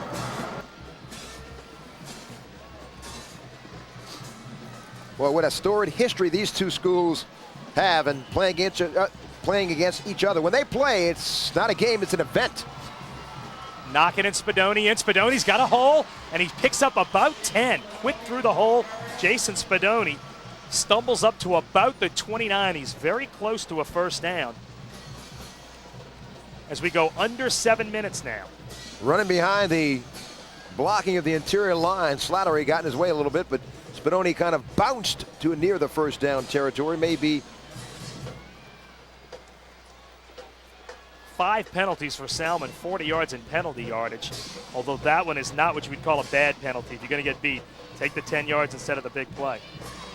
We're going to send it down to Tim Fanguy as they measure for an injury update. Tim? Thank you very much, guys. Sammy Burkhalter, the 6'3", 185-pound junior, he's being worked on the sidelines. He came down really hard on his back and his head. The trainers told me that he's a little woozy, nothing major. He should return shortly to this game. Some of us spend a lot of time a little woozy. Thanks, Tim. First down, Spadoni did get the first up to about the 29-yard line. 6:41 to go. I concur, yes. I live in a fog, and I don't even come from London. Knocking in Spadoni in the backfield behind Mike Robertson. This is Spadoni again, and he is stopped in the backfield. Big play there. And that's 44. That's their big guy, David Kaufman, the rodeo star, the defensive captain, the leading tackler. He gets to Spadoni in the backfield. Salmen needs a couple more big plays for their defense, and they get one here. And he roped in Bulldog Spadoni down with a assist from a teammate. But wow, he really, and Abbott jumps on the pile as well. But Kaufman really read and shot the gap. Look, right here he's coming. And he came where the pulling guard left a gaping hole. 2nd and 12. Robertson rolls, throws for Baldwin, and he overshoots him. So it's going to be 3rd and long for Curtis now with under 6 minutes to go, and Salmen up by 5. And that's one way to kind of somewhat derail an offense like this. When those pulling guards, when they vacate that area, Doug, it gives you a lane to shoot through, and you have to be quick enough to do it, because if you a split second too late, the running back has already passed you. Robertson's 2 completions have been 2 big ones, but he's only 2 for 10 on this game. Lowry and Stoltz are in the game as receivers as the screen is set up, and this is Spadoni. Can DeLop get him? No. Spadoni's going to get a first down. He's over midfield. He could go. Andre Francis trying to run him down. Spadoni cuts back inside the 20. Andre Francis gets him inside the 10-yard line. A huge play. The biggest play of the game maybe for the Curtis Patriots as they get it 61 yards on the screen pass on a 3rd and 12. Robertson to Spadoni. He got tons of blocking. The wall was set up, and he just ran. Wow, Francis was running, and had he not pursued, this was gone. DeLop with one chance here. He broke that tackle. And as you said, Doug, he kind of had that alley to run down, much like a kickoff or a return specialist would have. And finally corralled about the 10-yard line, but wow, what great field position the Patriots in now. Spadoni gets a break. They go to Knockin. He's inside the 5, down to about the 3. Spadoni, a much-needed breather after that run as Curtis continues to pound away. We approach the 5-minute mark. And we could have a classic finish. Now Robertson, his 3 completions have been huge. 3 of 11 now, 116 yards, 61 on that one. You know, the thing is that, JT, if he scores, the Patriots, he'd like to take about 3.5 to 4 minutes off that clock and not leave Tristan Smith much to deal with. And that's not going to happen. It's 2nd and goal from the 4. They still have to get it in the end zone, though, and they're not there yet. But they are now. Blake Knockin, the senior, into the end zone. And John Curtis has taken the lead with 4:34 to go in the game. It's 29-28. Tristan Smith still has plenty of time, though. Now his big question, do you go for 2 and put it at field goal range, or do you just go for 1? Probably will go for 2, but we'll see. 91-yard drive for John Curtis in the 4th quarter. When they had to have a long drive by the offense, they got it. The offensive line stepped up. They got the huge one to Spadoni, and then Knockin takes it the final 9 yards, 3 on the touchdown. And the thing is that the Patriots have taken every opportunity they have had, been afforded them, and made the most of it, and that's the mark of a good offense. It doesn't really matter whether you lead by 1 or 2, so they're going to go for 2, but they have to take a timeout. And you don't want to use a timeout there. John Curtis up in front now, 29-28. We're going to take a break at the 2000 Nokia Sugar Bowl Prep Classic. The 4A state championship is a doozy. We'll be back with the finish in a minute.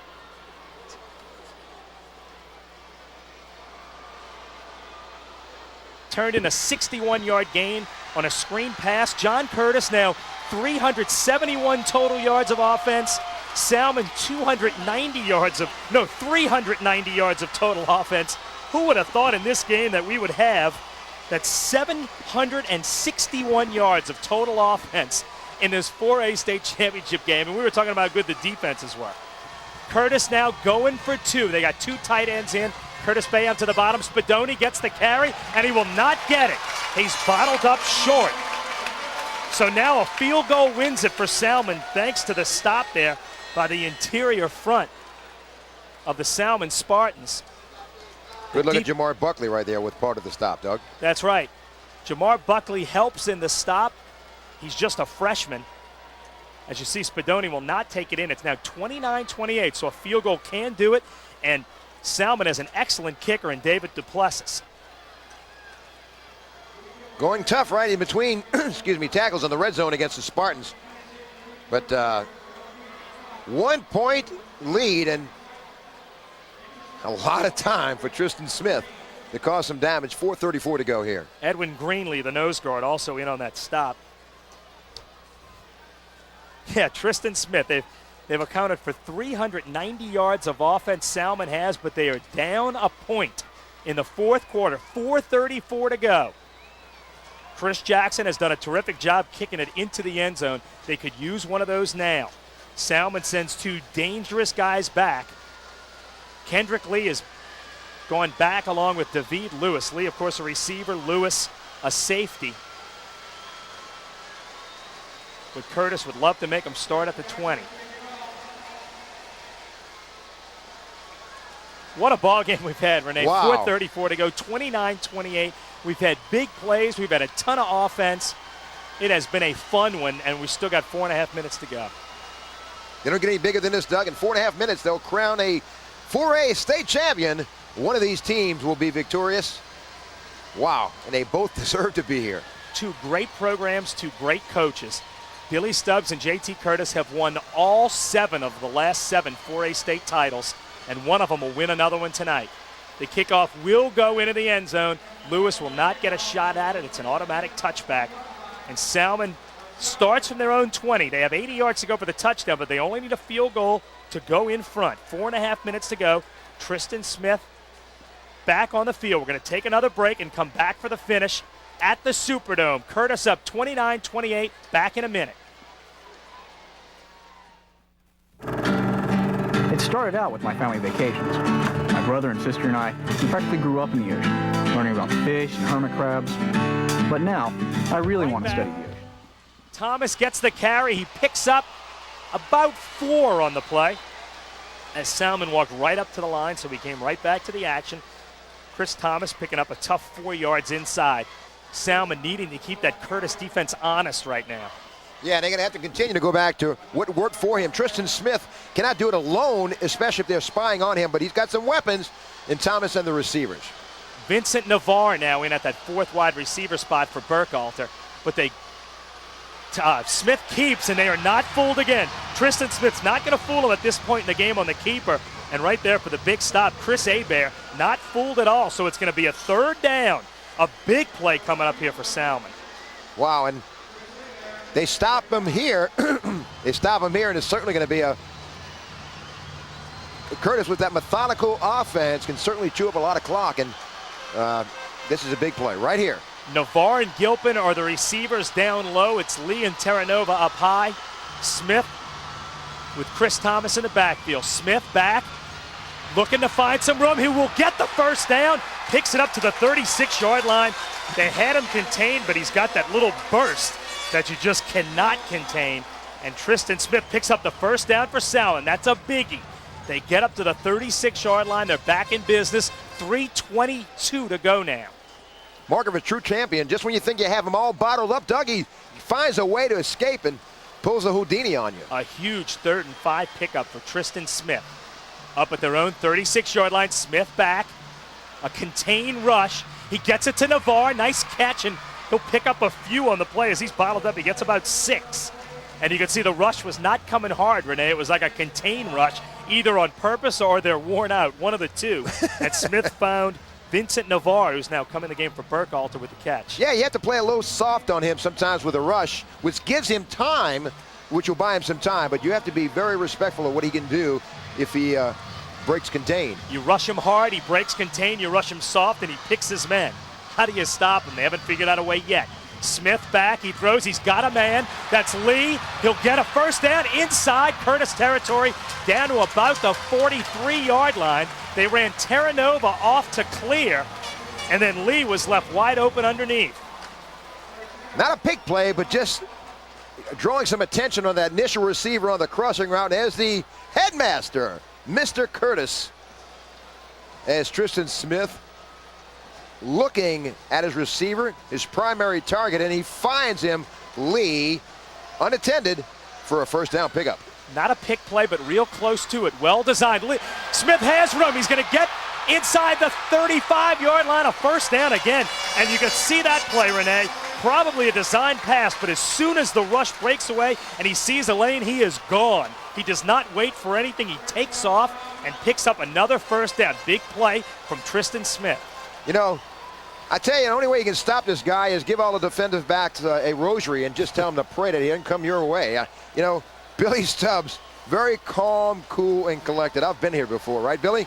If the rush doesn't stay in their lanes, he will go right by you. He did it again. Smith back. He throws for the sideline. He's got Lee. It's completed. It'll be close to a first down. Actually, it'll be a couple of yards shy. Gets about 8 on the play. We are down under 2 minutes. A minute 59 to go. Salmen in business. A 2nd and 2 at the Curtis 22-yard line. And, you know, to having Chris Thomas through this passing barrage here has been getting a bit of a break. You expect him to see the ball fairly soon. Absolutely. And they go to Vincent Navarre again. He'll pick up close to the first down. Vernon Russell bottles him up. It is a first down.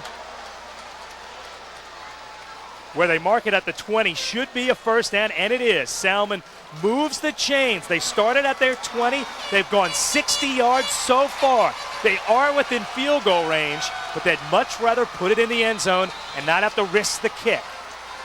And the thing is that the Patriot defense is applying some pressure, but he's got such a quick release. Smith outstanding, 19 out of 25, 223 yards, and a lot more to come in a minute 40 seconds ago. He's hit his last 5, and we got another whistle on the field. Looks like a Curtis timeout, and it is, and that's their last one.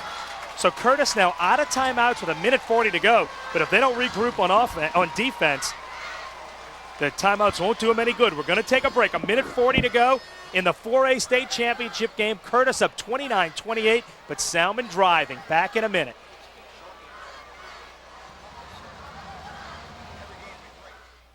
Wendy's High School Heisman recognizes seniors who excel in academics, athletics, and citizenship. Now let's meet our Wendy's High School Heisman State finalists. Lacey McCurry, Haynesville High School. Cy Cunningham, Ellender Memorial High School. Gerard Victoriano, Fisher High School. Sharon Carrillo, Arrett High School. Matt Truax, Archbishop Rummel High School. For updates on the 2000 Wendy's High School Heisman Pilgrim, tune in to your local stations.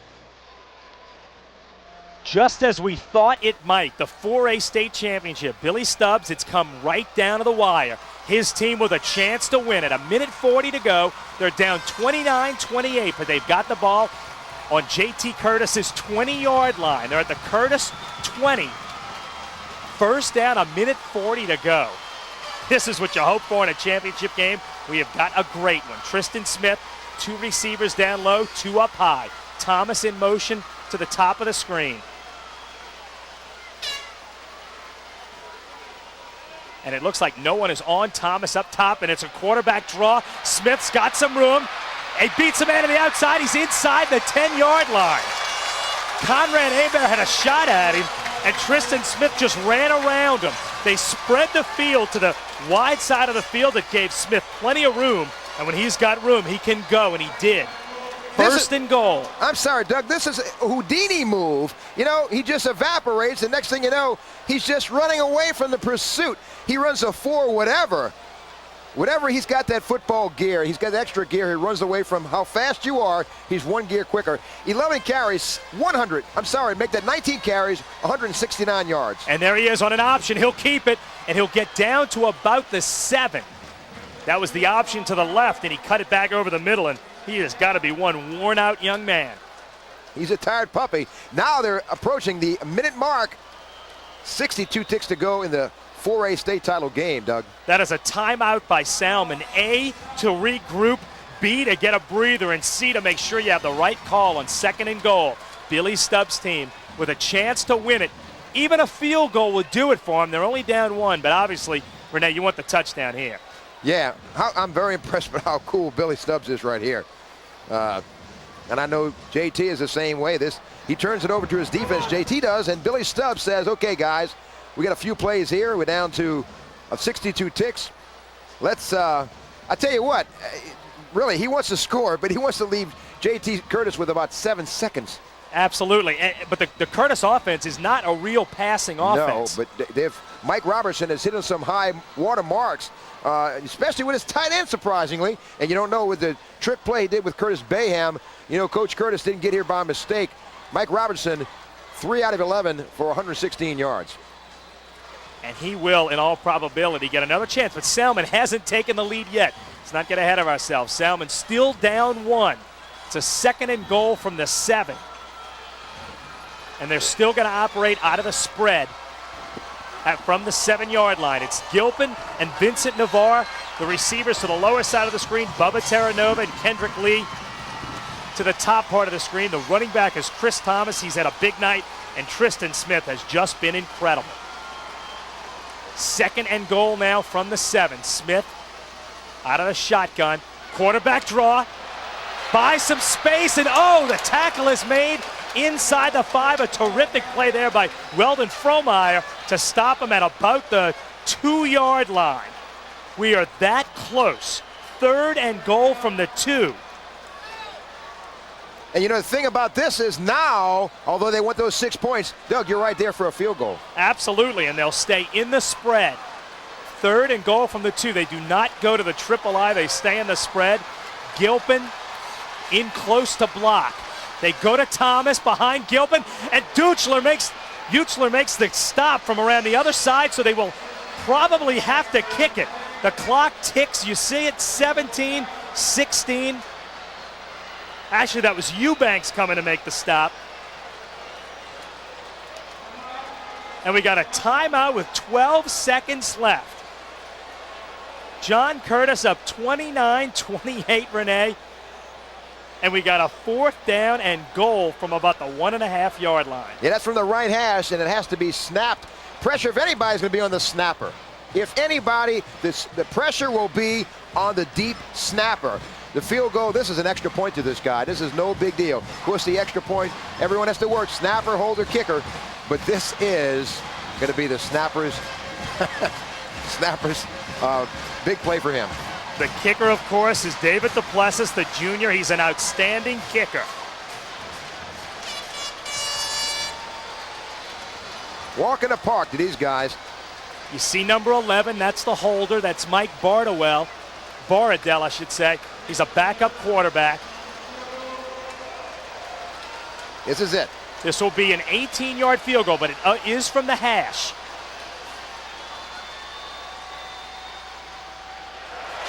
And he has got it. And the Salmen Spartans are going crazy.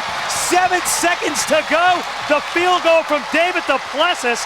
Ice water in the veins. He puts it right through from a difficult angle. And Salmen is ahead of Curtis, 31-29. The Spartans celebrate. It's not over yet. There's still 7 seconds to go.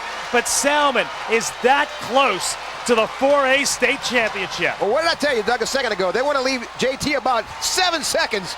And I tell you, Billy Stubbs feels lucky. Let's roll it with 7. Perfect snap, perfect hold, and a perfect kick. Billy Stubbs has been so calm, Renee. The whole 4th quarter, every shot we see of him, he's calm, he's collected. His holder was calm, his kicker was calm. They expected to do it, and they did. The team picked up on the attitude of the coach, and they got it done in a humongously pressure-filled situation. Well, JT Curtis has 7 seconds, and don't think he hasn't been in this situation before. I don't know. This game is not over, Doug. It's not over. They'll need a special teams miracle on the return. But David Duplessis, the junior kicker, has given Billy Stubbs' team a 2-point lead, and that'll show you how big the stop was on the 2-point attempt, Renee. The last time Curtis scored, they've missed 2 2-point conversions, and that has been the difference. If they had gotten one of those or kicked the extra points, we could be tied. Of course, the situations would be all different by now. But Duplessis gets the field goal from 18 yards, and Salmen is up with 7 seconds left. So, we talked about the defense throughout this entire contest, and they stepped up big, stopped two-point conversions by the Patriots, and allowed Salmen to go for the field goal instead of maybe making them go for the touchdown. They gave up a lot of yards, but those 2 plays are huge. The kick from Duplessis, Jason Cortez is deep. It's a squib, and Upman gets it. That's Slattery. He was on his knee when he took it. So the clock does stop, but he is down when he caught it, which is right there. You see it about the 32-yard line. So Curtis needs to go 68 yards in 5 seconds, or David Duplessis will have given his team the lead. Curtis, no timeouts, probably just time for 1 play. If you have a 68-yard miracle, this is when you need it. And number 5, Taylor Knockin, is coming in the game. You got about 35 yards to go for an attempt at a 50-yard field goal. And this kicker, Chris Jackson, may have the foot to do it. So you got about 35 yards. That's But you got 5 yards and 5 seconds and no timeouts. Taylor Knockin in at quarterback, probably because he has the strongest arm on the team. We'll see. Knockin throws it deep, looking for Bayham into a crowd. And the game is over. The Salmen Spartans are the 4A state champions.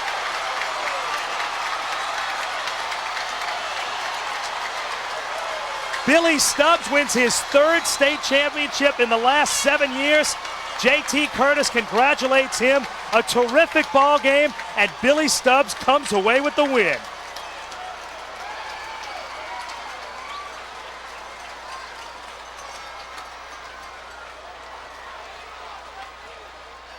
Pandemonium on the field. There's David Duplessis. He'll be a happy young man tonight.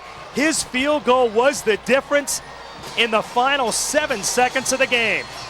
No one else has won a 4A state championship in the last 8 years but these 2 teams, Salmen and Curtis. And now Curtis has won 5, Salmen 3 in the last 8 years, and Salmen wins it this year. Again, the final, Spartans 31, Patriots 29. Wow. An emotional Billy Stubbs on the field.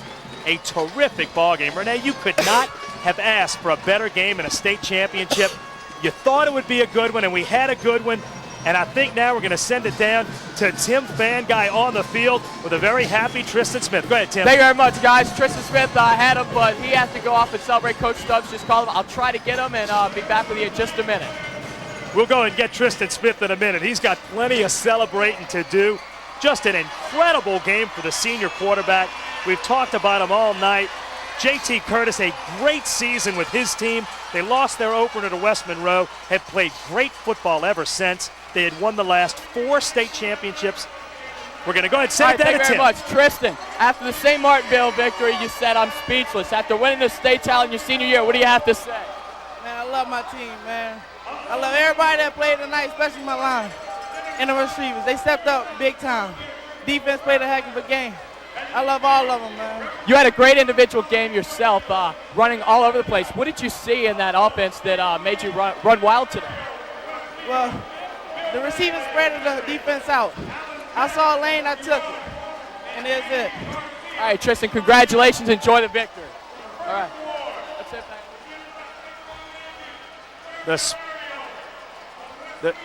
The Spartans are celebrating. Salmen are the 4A state champions. Let's go down to the field for the celebration. An individual award for Class 4A to John Curtis High School. Head coach J.T. Curtis, principal John Curtis Sr.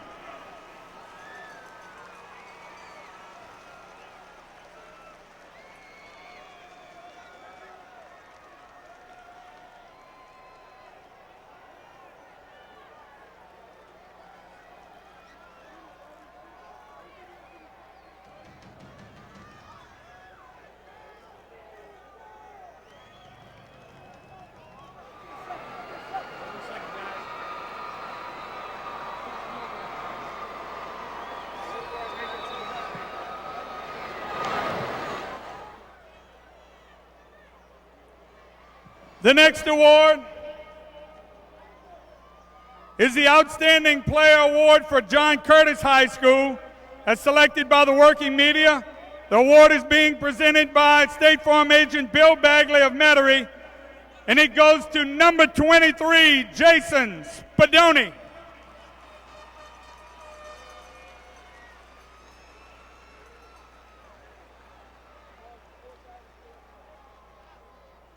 The next award is the Baden Official Game Ball, presented by Greg Waddell, representing the Southern Quality Ford dealers. The game ball goes to head coach William Stubbs of Salmen High School.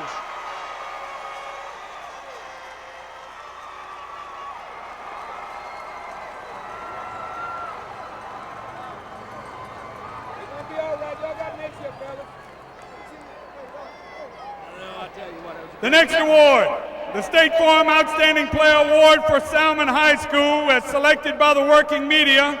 The award is presented by State Farm agent Alan Jackson of New Orleans. Goes to number 9, Tristan Smith.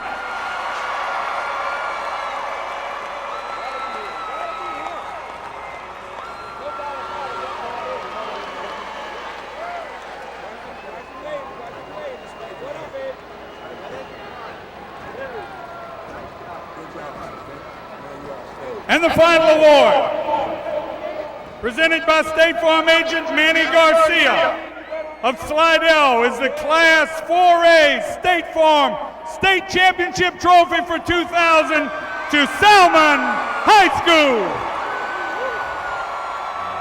Head coach Bill Stubbs, principal Janet Condas.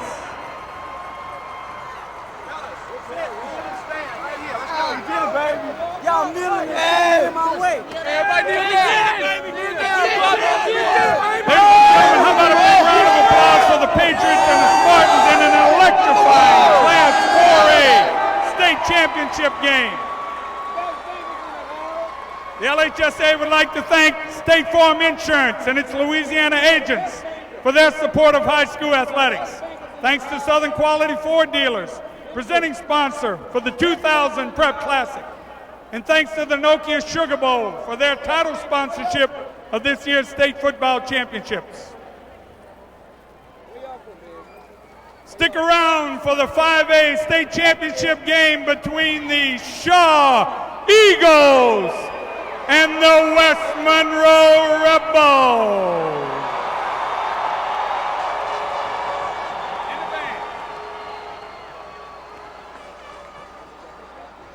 You hate to sound too cliche-ridden when you talk about games like this, but after watching this game, you talk about what high school football is all about, and this was just a beautiful game. Two tremendous programs, two great coaches, a great ball game down to the wire. Curtis needed the big drive in the fourth quarter. They got it to go ahead.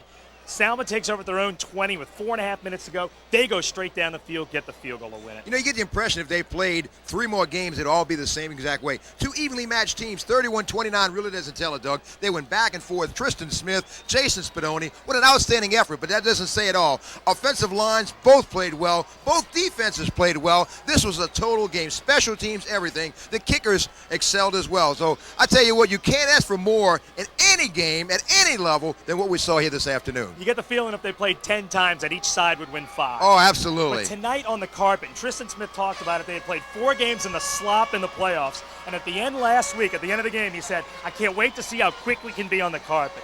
And he was so quick. Curtis could not stop him. And in the end, he was enough, got the big 78-yard drive, and got the win. He is a winner, and he showed why he's so highly touted by all these colleges, and I can't wait to see what kind of future he's going to have wherever he goes on the next level. You got to feel like he's going to make a difference in college somewhere. That'll wrap it up here from the 4A state championship game again. That is the kick to win it. The Salmen Spartans are the 4A state champions.